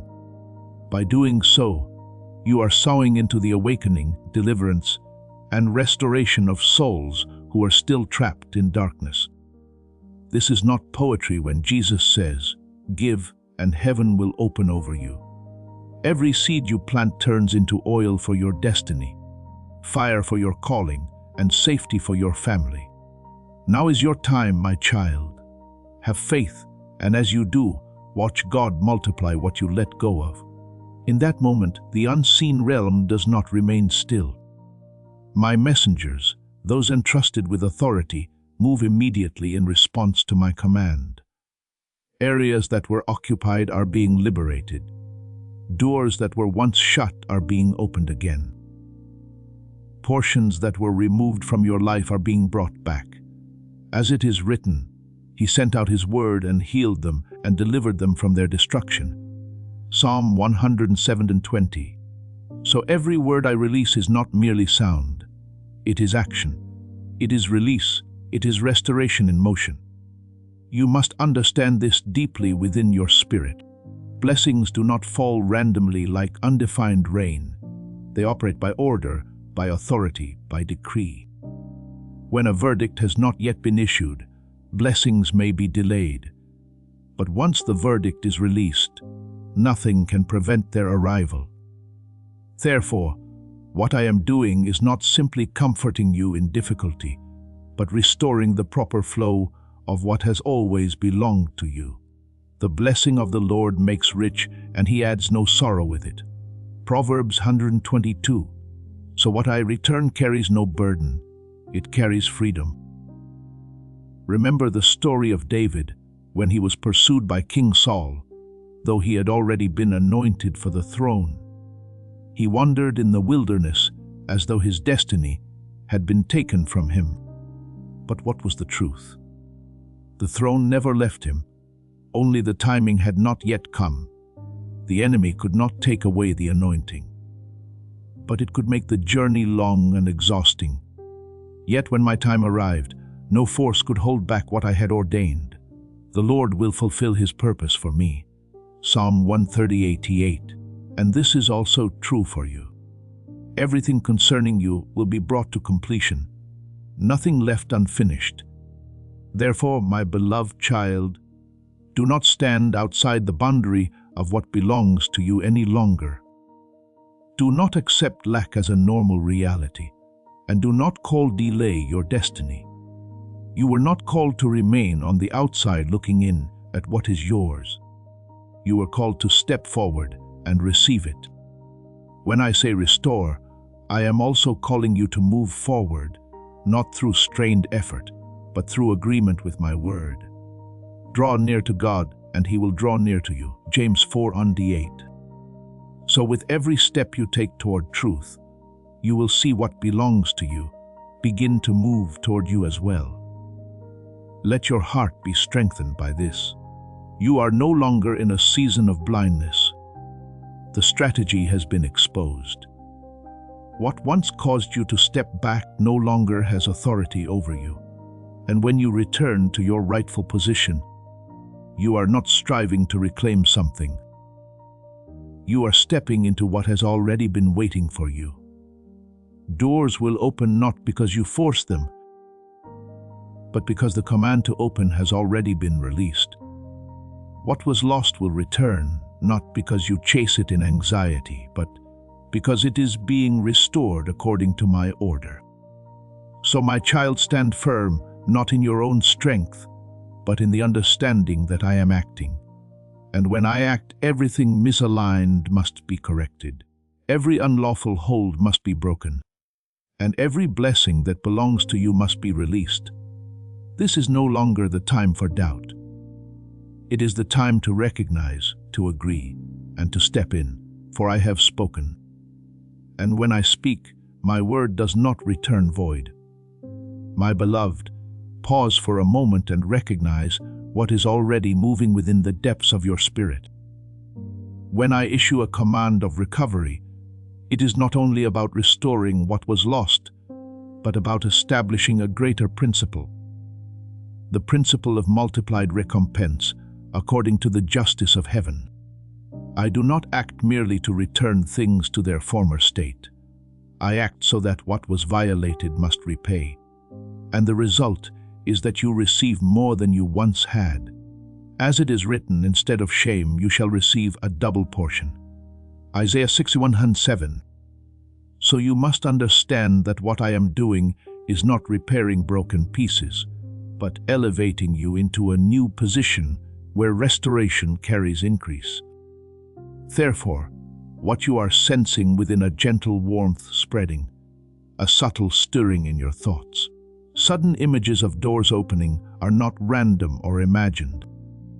They are the first signs of a process that has already been set in motion.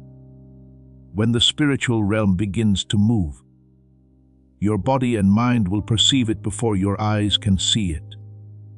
Do not rush to doubt what I am doing simply because it is not yet fully manifested outwardly. Now faith is the substance of things hoped for, the evidence of things not seen. Hebrews 11:1. So what you are feeling now is the initial evidence that the verdict has been issued and is beginning to take form in your reality. In the days ahead, you will begin to witness changes that you could not previously explain. What was once tightly shut will no longer hold. Dead ends will unexpectedly give way to new paths. Opportunities you thought were gone will return, but not in their former shape. They will come back refined, clearer, and more aligned with who you have become. As it is written, I have set before you an open door, and no one can shut it. Revelation 3:7. So once I have commanded, no force can obstruct the flow that is being restored. But my child, understand your role in this process so that you do not fall into unnecessary exhaustion. This is not a battle where you must strain to reclaim what is yours. This is a battle in which I stand on your behalf. With authority no power can challenge. Your part is not to control or strive, but to hold your position. The position of one who knows they belong to me. The position of one who does not depart from truth, even when emotions fluctuate. Stand firm then with the belt of truth fastened around your waist. Ephesians 6:14. For when you stand in the right place, everything that belongs to you will come into alignment according to the order already established. I remember the story of Job, who lost everything during a season he himself could not understand. Yet when I intervened, when my process reached its completion, he did not merely receive back what he had lost. He received double. The Lord restored Job's fortunes and gave him twice as much as he had before. Job 4:2-10. Not because he reclaimed it by his own effort, but because I stepped in. This is not only a story, it is a principle. When I defend, restoration is always accompanied by increase. Therefore, do not see yourself as one being chased or merely trying to endure.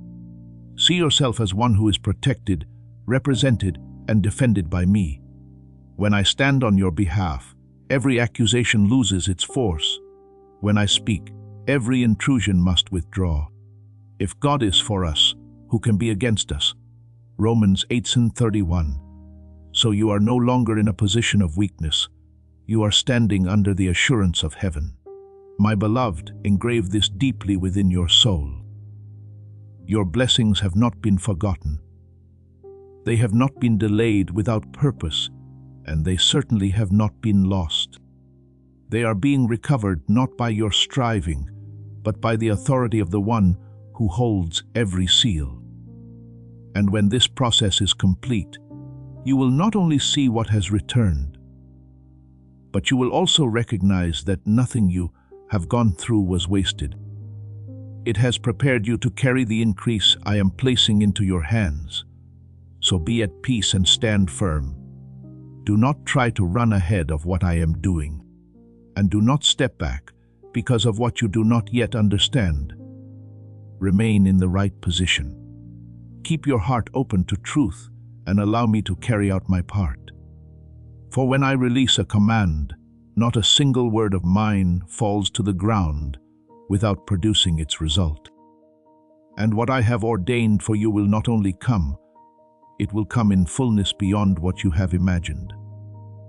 My beloved child, let your heart grow still in my presence. For what has just been released is no longer at the level of promise. It is a verdict that has been signed, sealed, and is now being executed in an order you have not yet fully seen. When I speak, the unseen realm does not remain quiet. The entire spiritual system begins to move in response to the authority of my word. I see a record opened where everything concerning you is written without error. Blessings that were delayed, relationships that were distorted, doors that were closed at the wrong time. Each line bears my mark, confirming that these events were unlawful and outside the authority of any opposing force. As it is written, the Lord loves justice and will not forsake his faithful ones. Psalm 37:28.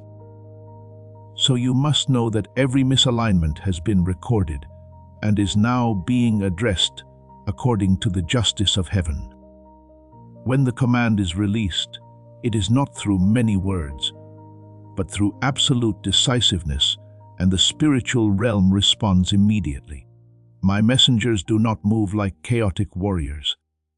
They act with the precision of those executing a verdict. They go where they must go. Touch what must be touched and recover what must be recovered. As it is written, he makes his angels winds, his ministers a flame of fire. Psalm 144. So every movement is swift, exact, and unstoppable. This is not a gentle comfort meant to soothe you. This is a true process of judgment in motion where justice is being applied to your life. Therefore, open your spiritual eyes to understand how I am working, so that you no longer interpret events as random. First, I cut off completely the access points that darkness once used to enter your life. This severing is not temporary, it is decisive. Like light tearing through darkness. Once I close a door, no force can reopen it. I open and no one shuts, and I shut and no one opens. Revelation 3:27. So you do not need to fear the return of what I have already stripped of its authority. Next, I send my messengers into areas that were once hidden, places you did not recognize, but I have always seen clearly. They dismantle invisible traps that were set within your mind. Structures of distortion that caused you to perceive yourself and your circumstances inaccurately. They recover what was withheld and return it to its rightful place. Some seal those regions so that intrusion cannot occur again. As it is written, he heals the brokenhearted and binds up their wounds. Psalm 147:3. So what I am doing is not only recovery, but restoration and protection. You must understand that I do not act through temporary patchwork. When I recover, I do so according to the law of heaven, a law that requires full restoration with recompense. Nothing that was taken from you has gone unrecorded. Nothing has fallen into a void beyond my sight. Nothing in all creation is hidden from God's sight. Hebrews 4:13. So, you must know that not a single detail is overlooked in this process. Remember a story you may have heard, but see it now from a deeper perspective. When Israel was exiled in Babylon, it seemed as though everything had been stripped away: land, honor, and future. Yet, I did not forget them. When the appointed time came, I did not only bring them back. I moved King Cyrus to issue a decree to rebuild the temple and return the sacred vessels that had been taken. King Cyrus brought out the articles of the house of the Lord, which Nebuchadnezzar had carried away. Ezra 1:7, revealing that what was taken was not lost. It was preserved until the day it had to be restored. This is the principle now at work in your life. What belongs to you is being called forth and brought back into place. My beloved child, I want you to stop asking whether anything has been lost forever. The answer has already been determined. No. What belongs to you according to my purpose cannot be erased. It can only be delayed until I act, and now I am acting. But remember your part in this process, not to chase what is being restored, but to stand firm in the truth that it is being restored. Be still before the Lord and wait patiently for Him. Psalm 37:7. For in that stillness you do not hinder what I am doing. Do not let your mind return to old images of loss or failure. Do not agree with the accusations that once caused you to hesitate. Those things have been rendered powerless the moment the verdict was issued. You no longer stand as one who has been deprived. You now stand as one who is being restored under the assurance of heaven. So keep your heart open, keep your steps steady, and allow me to complete what I have begun. As this process continues, you will witness things you could never manufacture on your own. Sudden reversals, doors opening without warning, and what once seemed distant returning close to you again. Please know that every seed you plant in this mission will grow into a torch that shines in someone else's darkness. Giving to this work through the link in the description or the pinned comment. Whether by buying a coffee, making a donation, or becoming a member of our Ko-Fi community, does not go to a channel. Your actions are supporting a divine mission to save lost souls.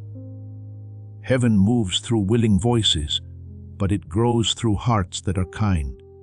This is what I say over you now. Each gift you give is like a stream of living water that flows into the life of someone who needs healing. Give, and it will be given to you, is not just a verse for Jesus, it is a living promise that shapes your future. Allow me to invite you now with a simple act of faith.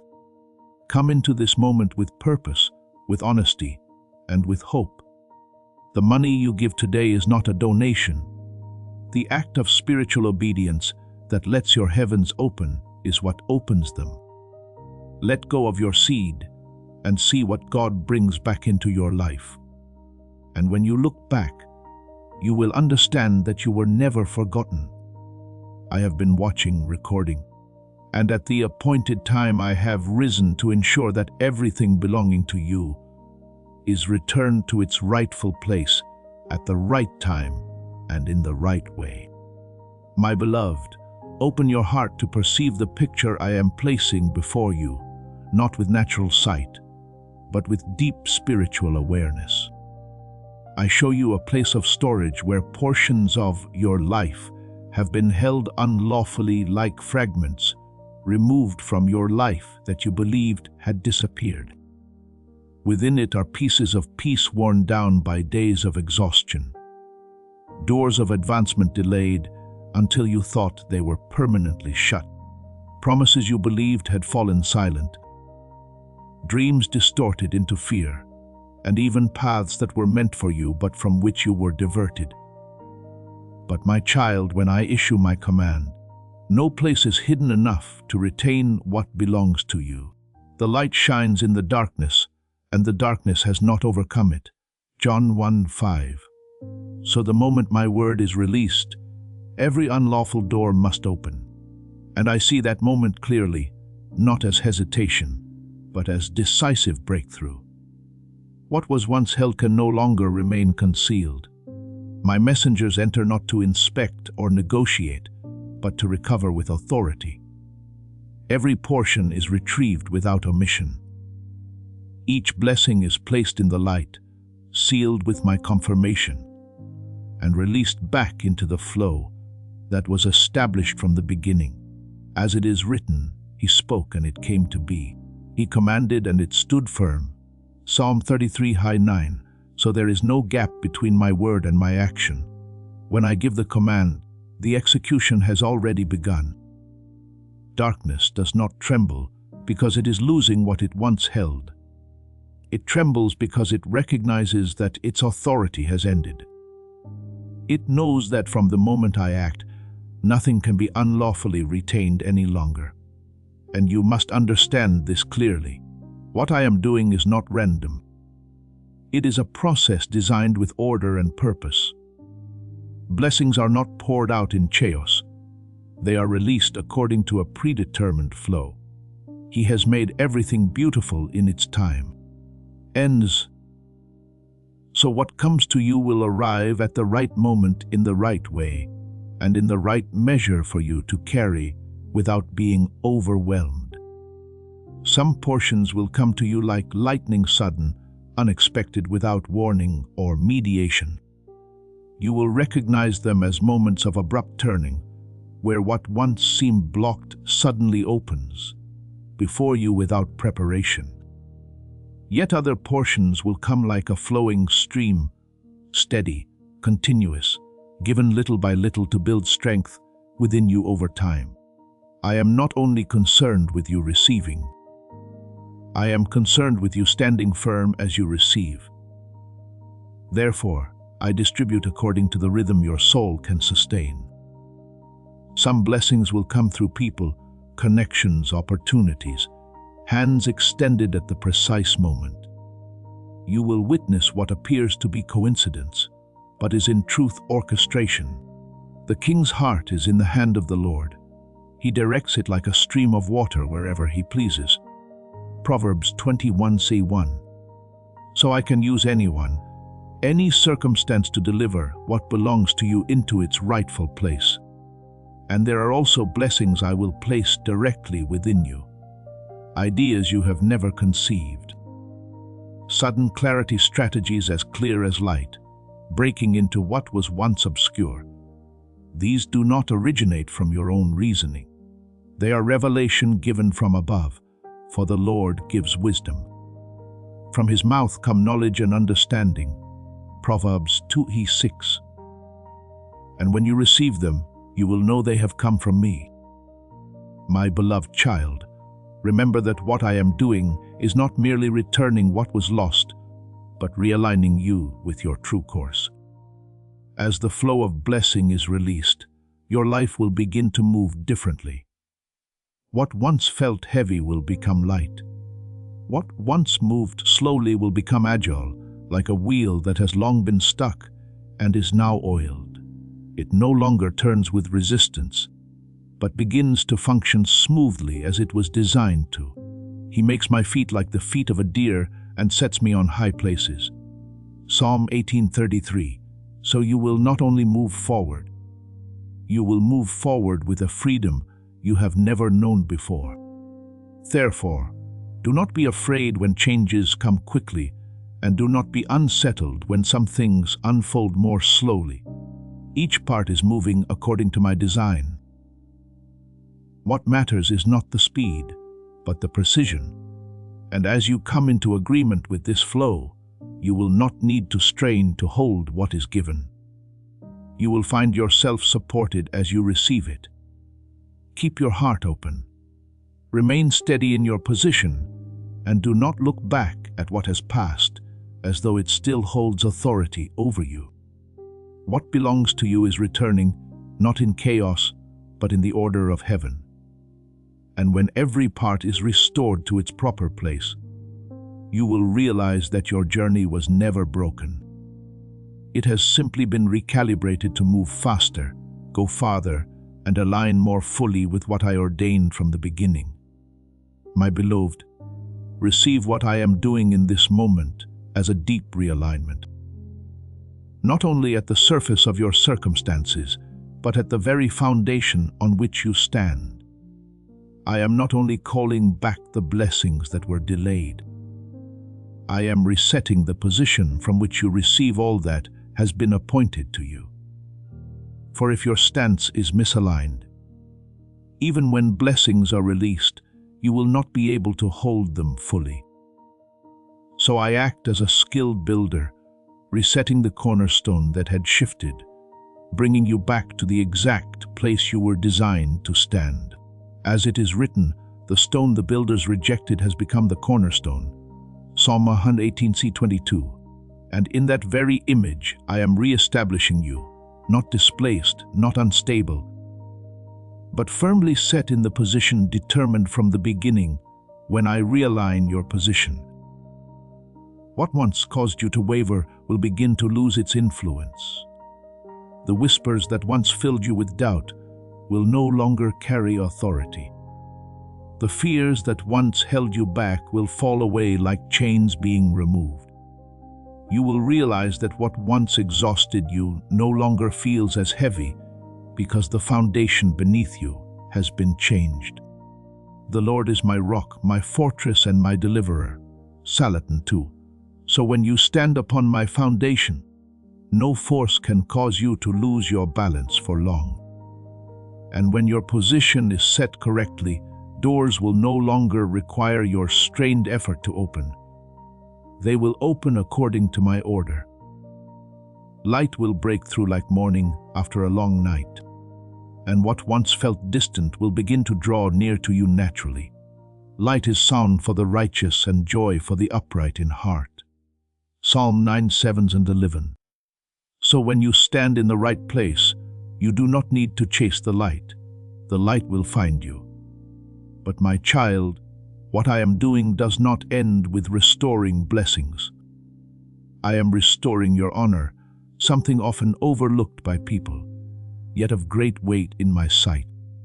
There were times when your honor was misunderstood, distorted, or overshadowed by narratives that did not reflect who you truly are. There were moments when you were placed into stories that were not yours, and your voice was drowned out by unjust judgments. But I have not forgotten. He leads me in paths of righteousness for his name's sake. Psalm 23:3. So your honor is tied to my righteousness, and I will not allow it to remain hidden forever. Remember the story of Joseph, who was sold, falsely accused, and imprisoned in darkness. In the eyes of men, his honor had been erased, but in my sight, his value was never lost. And when the appointed time came, I did not only deliver him, I raised him into a position of authority, where even those who once misunderstood him had to recognize him. God has made me a father to Pharaoh. Genesis 45:8, not because circumstances changed by chance, but because I restored and publicly affirmed his honor. This same work is being done in your life, not to exalt you for your own sake, but to set the truth about you back into its rightful place. You do not emerge from this journey as one who merely survived hardship. You rise as one who has been confirmed, repositioned, and entrusted with authority. My verdict does not only recover what was lost, it legitimizes the authority I placed within you from the beginning. You placed a crown of pure gold on his head. Psalm 23. So the image I hold for you is not one bowed in defeat, but one standing upright with a crown restored to its rightful place. Therefore, my beloved child, from this moment forward, walk with a renewed awareness. Do not carry the old image of yourself, the image of lack, of doubt, of woundedness. Those things have been placed into the process of recovery and no longer have the authority to define you. Let my truth define you. You are one who has been repositioned, whose honor has been restored, and whose authority has been re-established. As you walk in that awareness, you will not need to strive to prove anything. Your life itself will become the evidence. The doors that open will confirm what I have done. The flow of blessings that comes to you will testify to the position you now hold. And what you once believed was an ending will be seen again as the beginning of a new season. A season in which you not only receive what was lost, but walk in the fullness of what I ordained for you from the beginning. My beloved, let your heart grow still in my presence and receive this as a seal deeply inscribed within your soul. The season of loss has ended and a new season, the season of restoration, has begun. No longer are there accusations hanging over you like shadows. Only records of blessing remain, awaiting execution according to the order of heaven. No longer are there hidden arrows seeking to weaken you. There is now a firm covering surrounding you. And in this place, my voice does not argue. It confirms all has been released. All has been recovered, and all is being restored to you by irreversible authority. As it is written, the Lord will keep you from all harm. He will watch over your life, Psalm 27. So you no longer stand in danger, but in preservation. Remain within the light I have set around you. For this is not a passing brightness, but a space of deep restoration and operation. I am not only calling back what was external, I am touching the hidden places within you, areas that were wounded even beyond your awareness. There are fractures within your heart formed by lies, memories, and silent pressures, and over time, you grew accustomed to them as if they were normal. But I do not accept that you remain in such brokenness. He heals the brokenhearted and binds up their wounds. Psalm 147:3. So every fragment within you is being touched and restored with the precision of my love and my power. You must understand that what I am doing is not merely to soothe you for a moment of comfort. I am rebuilding you from the inside out.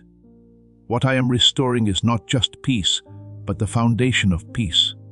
Not merely confidence, but a true awareness of your worth in me. Not simply a voice, but authority within the words you speak. The thorns that were planted in your mind, thoughts that caused you to doubt, memories that made you withdraw, emotions that confined you are being removed piece by piece. And when they are uprooted, they do not leave emptiness. I fill that space with my truth. You will know the truth, and the truth will set you free. John 18:32. So this freedom is not only from what was, but into what is new. Remember the story of the man lame at the beautiful gate of the temple.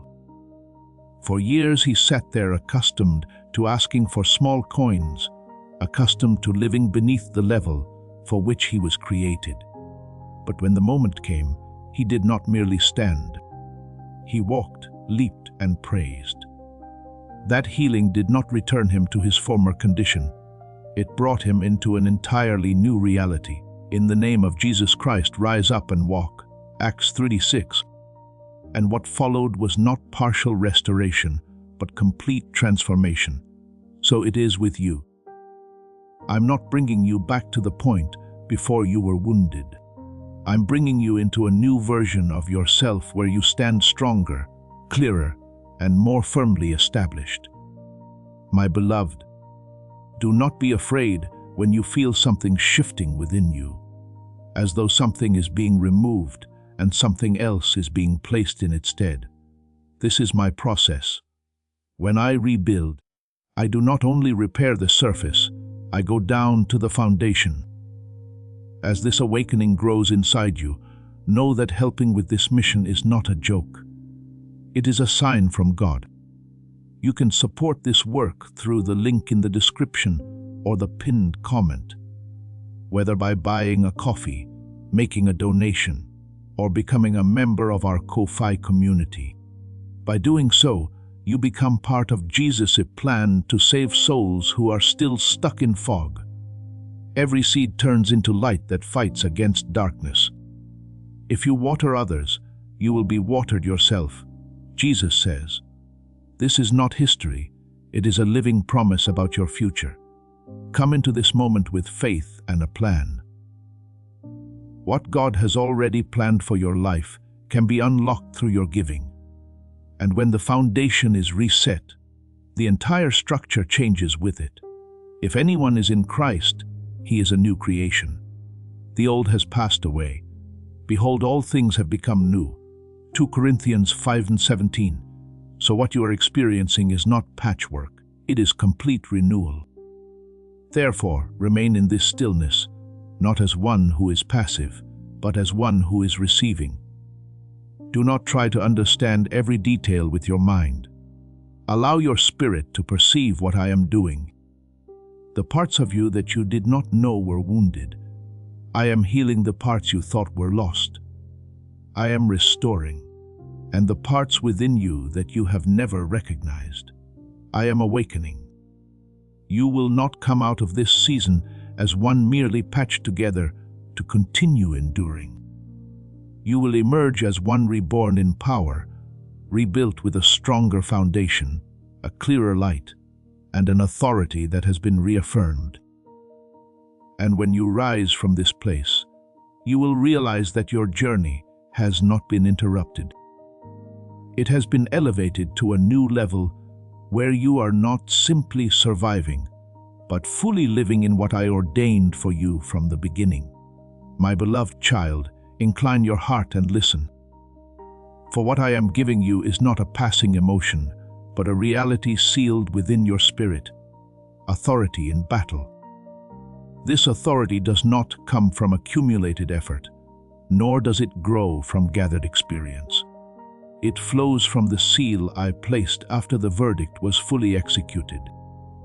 It is legitimate authority signed by the one who holds all power in heaven and on earth. And that seal now burns upon you like an unquenchable fire. Therefore, when you speak in this authority, what is heard is no longer merely your voice. It carries the weight of mine. Behold, I have given you authority over all the power of the enemy. Luke 10:19. So you no longer stand as one being targeted, but as one commissioned to act. Understand this shift clearly. You are no longer one who merely resists. You are one entrusted to advance. You are no longer one pushed back by unseen pressures, but one before whom those pressures must retreat. Not because you have become stronger in human terms, but because your position within my order has changed. And when your position changes, the response of everything around you changes as well. The Lord is my light and my salvation. Whom shall I fear? Psalm 27:1. So fear no longer holds authority over you when you recognize that you stand within that light. I place before you an image, not for imagination, but for recognition, a radiant sword being placed into your hand. This sword is not forged of material, but of your journey. It is shaped by the nights you prayed through tears, by the days you stood, even while trembling within, by the moments you thought you had fallen, yet were quietly lifted. No battle you endured was wasted. Each one became the substance forming what you now receive. The sword of the Spirit, which is the Word of God, Ephesians. And this sword in your hand is not symbolic. It is authority being activated. When you take hold of that sword, you will see something clearly. Darkness does not react because of who you are in human terms, but because it recognizes my seal upon what you carry. It does not retreat because it fears you, but because it cannot stand before what bears my authority. And you must remember this. The sword is not given for you to search for enemies in panic. It is given for you to cut away what once bound you. Those invisible chains, distorted thoughts and influences that never belonged to you. For the yoke that burdened them, you have shattered. So every time you use this authority, you are participating in the very act of liberation I have already begun. Remember David when he faced Goliath. He did not step forward in his own strength or with borrowed weapons, but with the awareness of the one who stood with him. I come to you in the name of the Lord of hosts, 1 Samuel 17:45. And it was that name that made the difference. So it is with you when you act within the authority I have given. You are not acting alone.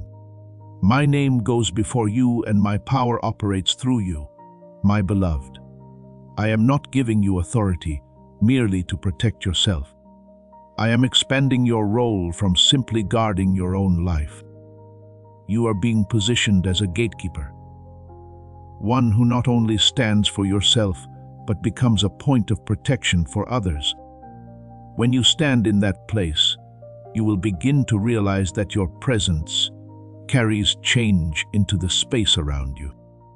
Not because you strive to create it, but because the authority I have placed within you expresses itself naturally. Therefore, take hold of what I give with understanding and reverence. Do not treat it lightly, and do not use it in haste. Let it guide you in calmness, in the assurance that you do not need to prove anything.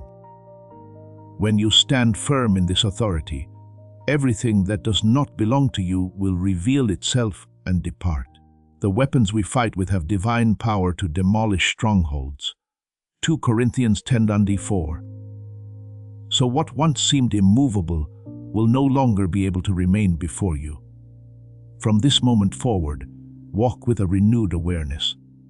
You are no longer one who merely survived the battle. You are one who has been confirmed within it.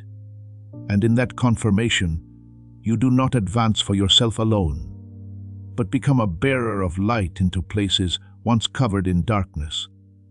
As you wield the sword in my authority, the spiritual atmosphere around you will shift, and you will see that what I have placed within you does not only transform your life, but reaches into the lives of others. Therefore, my child, rise in the authority that has been given to you. Do not fear, do not retreat, but stand with a deep peace, knowing that I am within you, walking with you, and acting through you. And as you move in this way, you will discover that nothing can hold you back because you are walking in my power. My beloved, receive the image I place behind you, a shield not formed from fear, but from a verdict already fulfilled. This shield does not hide you so you can escape. It stands to nullify every arrow that once drew its strength from accusation, memory, and condemnation. The voices that once accused the mistakes you have overcome, the failures I have forgiven. The memories that caused you to withdraw no longer hold authority before this shield. He is a shield to those who take refuge in him. Proverbs 30:5. So what protects you is not human opinion, but the truth I have spoken. When you stand within that truth, the past no longer governs your future, and every old echo fades like mist before the light. Understand this clearly, my child. This shield is not symbolic. It is the covering of truth itself. It does not permit any arrow, no matter its origin, to penetrate and touch your identity. You can walk through the battlefield without carrying old wounds, because I have surrounded you with an armor that cannot be broken. Take up the shield of faith with which you can extinguish all the flaming arrows of the evil one. Ephesians 6:16. And this shield within you does not merely deflect. It renders powerless everything that once held authority over you. And from that place of protection, I activate something deeper within you, the authority to stand. you must discern that standing is not merely the ability to endure difficulty. It is the legal right to remain in the position I have assigned to you. When I say stand, it is not a suggestion but an establishment. That command anchors you in a place from which no force can remove you, as long as you remain in agreement with me. Stand firm after you have done everything. Ephesians 16:13. For your standing is not sustained by your strength, but by the authority I have given you. When you stand in the right position, you will begin to notice a clear shift. What once pulled you down will lose its force. Delays that once held you back will no longer have authority over you. Emotional currents that once swept you away will no longer govern your direction. You are no longer led by what you feel in the moment. You are anchored in my unchanging truth. And from that position, you will see the map beneath your feet begin to change. Paths that once seemed closed will open. Directions that once felt unclear will become defined. Not because circumstances changed first, but because your position has been restored, my beloved, from where you now stand. Your words carry a different weight. When you speak in agreement with me, your words are no longer mere opinion. They become declarations that carry authority. Death and life are in the power of the tongue. Proverbs 18:21. So when you speak from the right position, you can break through confusion with a single word spoken at the right moment. You can shift the course of your life through one act of precise obedience. This is not a display of outward power. It is the quiet, effective operation of true authority. Remember Joshua standing before the Jordan River. The waters were still flowing, the situation unchanged. Yet when he stepped and stood according to my word, the river had to yield. When the soles of the feet of the priests rest in the waters shall be cut off. Joshua 3:13. What changed first was not the river, but the position of the one who stood in obedience. So it is with you when you stand where I have placed you. The flow before you must adjust to the authority you carry. Therefore, do not underestimate the authority to stand that I am activating within you. This is what darkness has always tried to conceal, because when you recognize and step into your position, it loses its hold. It cannot pull you down. When I have lifted you, it cannot misdirect you. When you are standing on the path I have set, hold that position with peace, not with strain. You do not need to force yourself to remain. You only need to stay in agreement with me. And as you stand, you will see everything around you begin to respond. What once resisted you will retreat. What was once locked will open. And you will move forward not as one carried by circumstances, but as one shaping them through the authority you have been given. My beloved, stand. For when you stand in me, nothing can cause you to fall, and from that place you will not only be upheld, but you will become a point of strength for others, a place where my light can extend and touch those who are still searching for their way. My beloved child, receive what I am placing upon you as an irreversible confirmation. A new crown is being set upon your head, not for display, but to mark a position that has been established after the verdict has been carried out.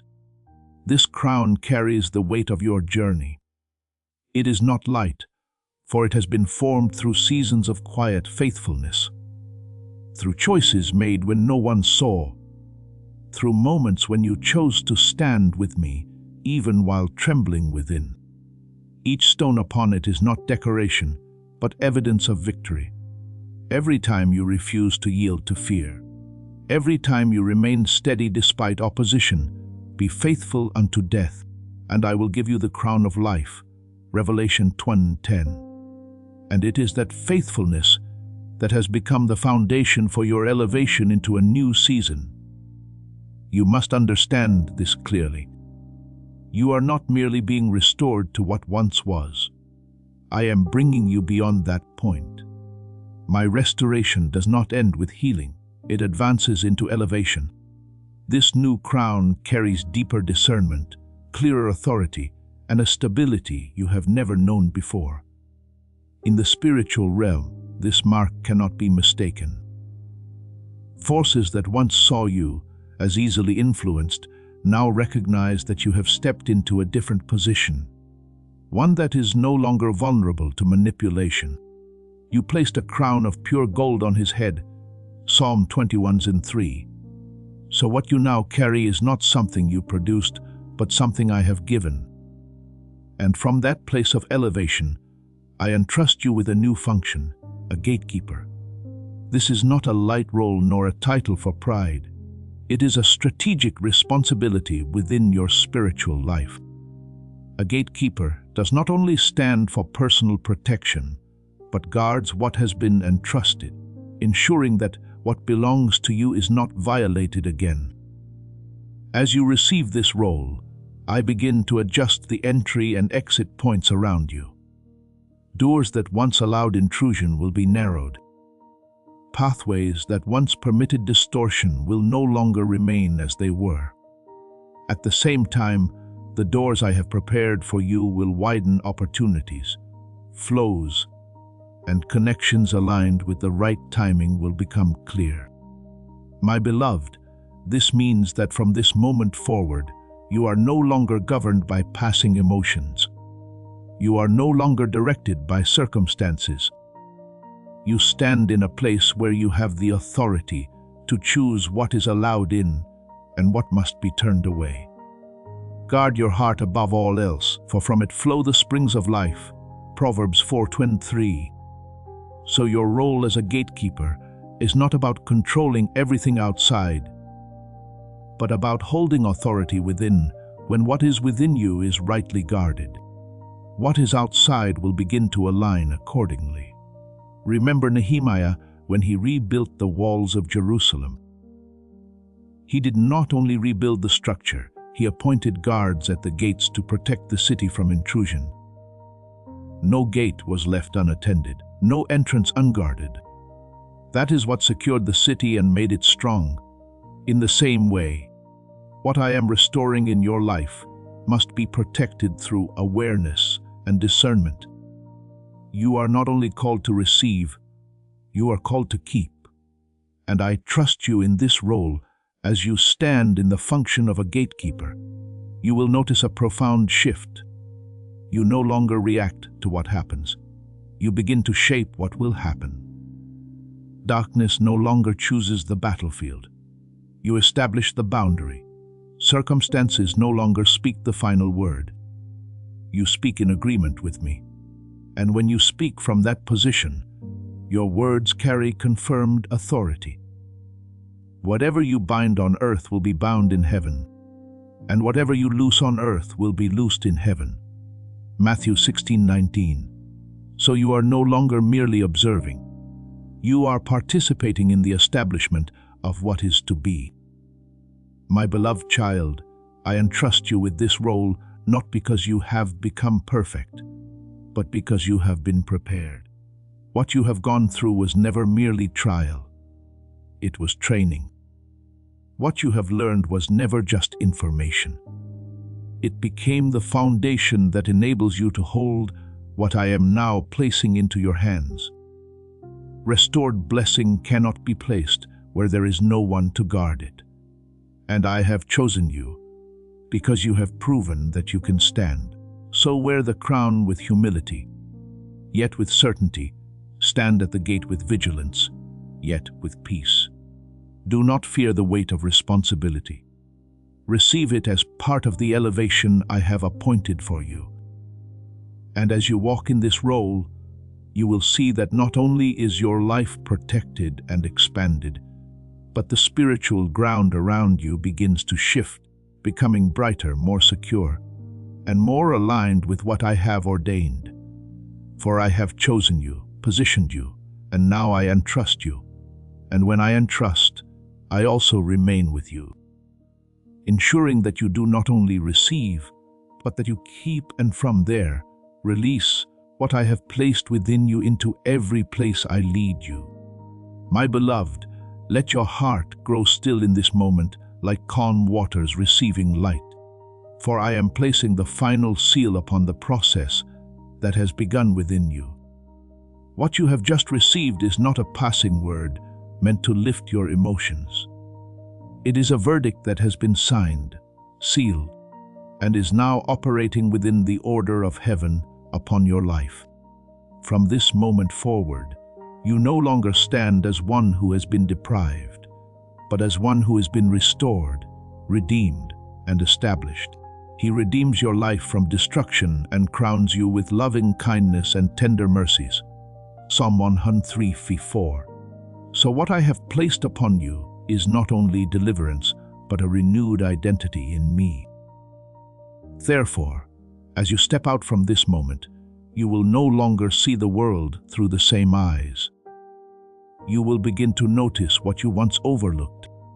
Subtle movements, doors opening without announcement, new flows beginning to form. Do not be surprised when things begin to shift more quickly than you expected. For when blessing is recovered and released, it does not move with human delay. I act, and who can reverse it? Isaiah 43:13. So when I move, the process carries a decisiveness that no force can hinder. You will begin to recognize something very clearly. You yourself are changing. The way you stand will be different, more steady, no longer leaning under pressure as before.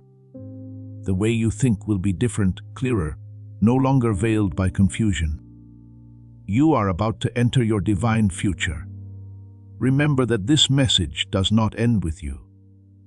People can use your breakthrough to get where they need to go. Through the link in the description or the pinned comment, whether by buying a coffee, making a donation, or becoming a member of our Ko-Fi community, you can help this mission. By doing so, you are sowing into the awakening, deliverance, and restoration of souls who are still trapped in darkness. This is not poetry when Jesus says, "Give, and heaven will open over you." Every seed you plant turns into oil for your destiny, fire for your calling, and safety for your family. Now is your time, my child. Have faith, and as you do, watch God multiply what you let go of. The way you move will be different, decisive, no longer held back by what is behind you. This is not a change produced by your own effort. It is the result of what I have realigned within you. He set my feet upon a rock, making my steps secure. 4. So the stability you now feel does not come from striving, but from a foundation that has been reset. My beloved, do not be afraid of the change that is coming. Many fear when things begin to shift because they have grown accustomed to what is familiar, even when it was not right. But this change is not loss of control. It is the sign that I am bringing you into a new level. What is old must give way to what is new. What once held you back must release you so you can move forward. Behold, I am doing a new thing. Now it springs forth. Do you not perceive it? Isaiah 43:19. So when you begin to see what has never appeared before, recognize it as my movement. Hold this deeply within your spirit. You are not walking alone in this new season. When you move, I move with you. When you speak, I confirm.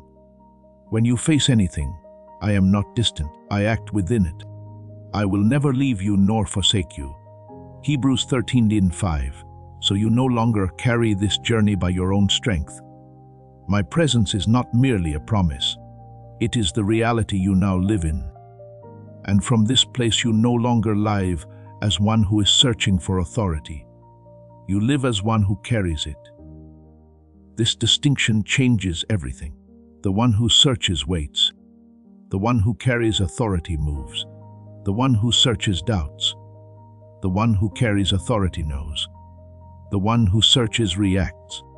The one who carries authority establishes. He has made us to be a kingdom and priests. Revelation 1:6.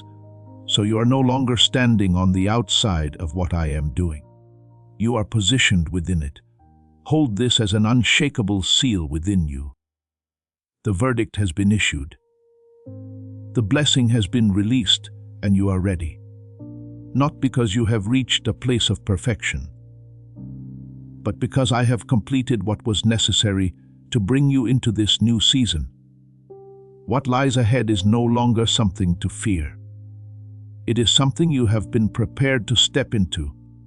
Therefore, my beloved, go, but go with a renewed awareness. Speak, but speak with a new certainty. Live, but live with the consciousness that you carry the mark of heaven. And as you continue forward, you will see that everything I have spoken is not only true, but is becoming reality day by day in your life. For my word does not return void, it accomplishes what I have purposed, and within you. It is already beginning to bear fruit. Thank you for receiving this message. Know that you are not merely a listener. You are one chosen to live daily within the presence of God's word. Stay attentive, remain open, and continue to walk in what has been placed within you. Amen. Heat. Heat. Hey.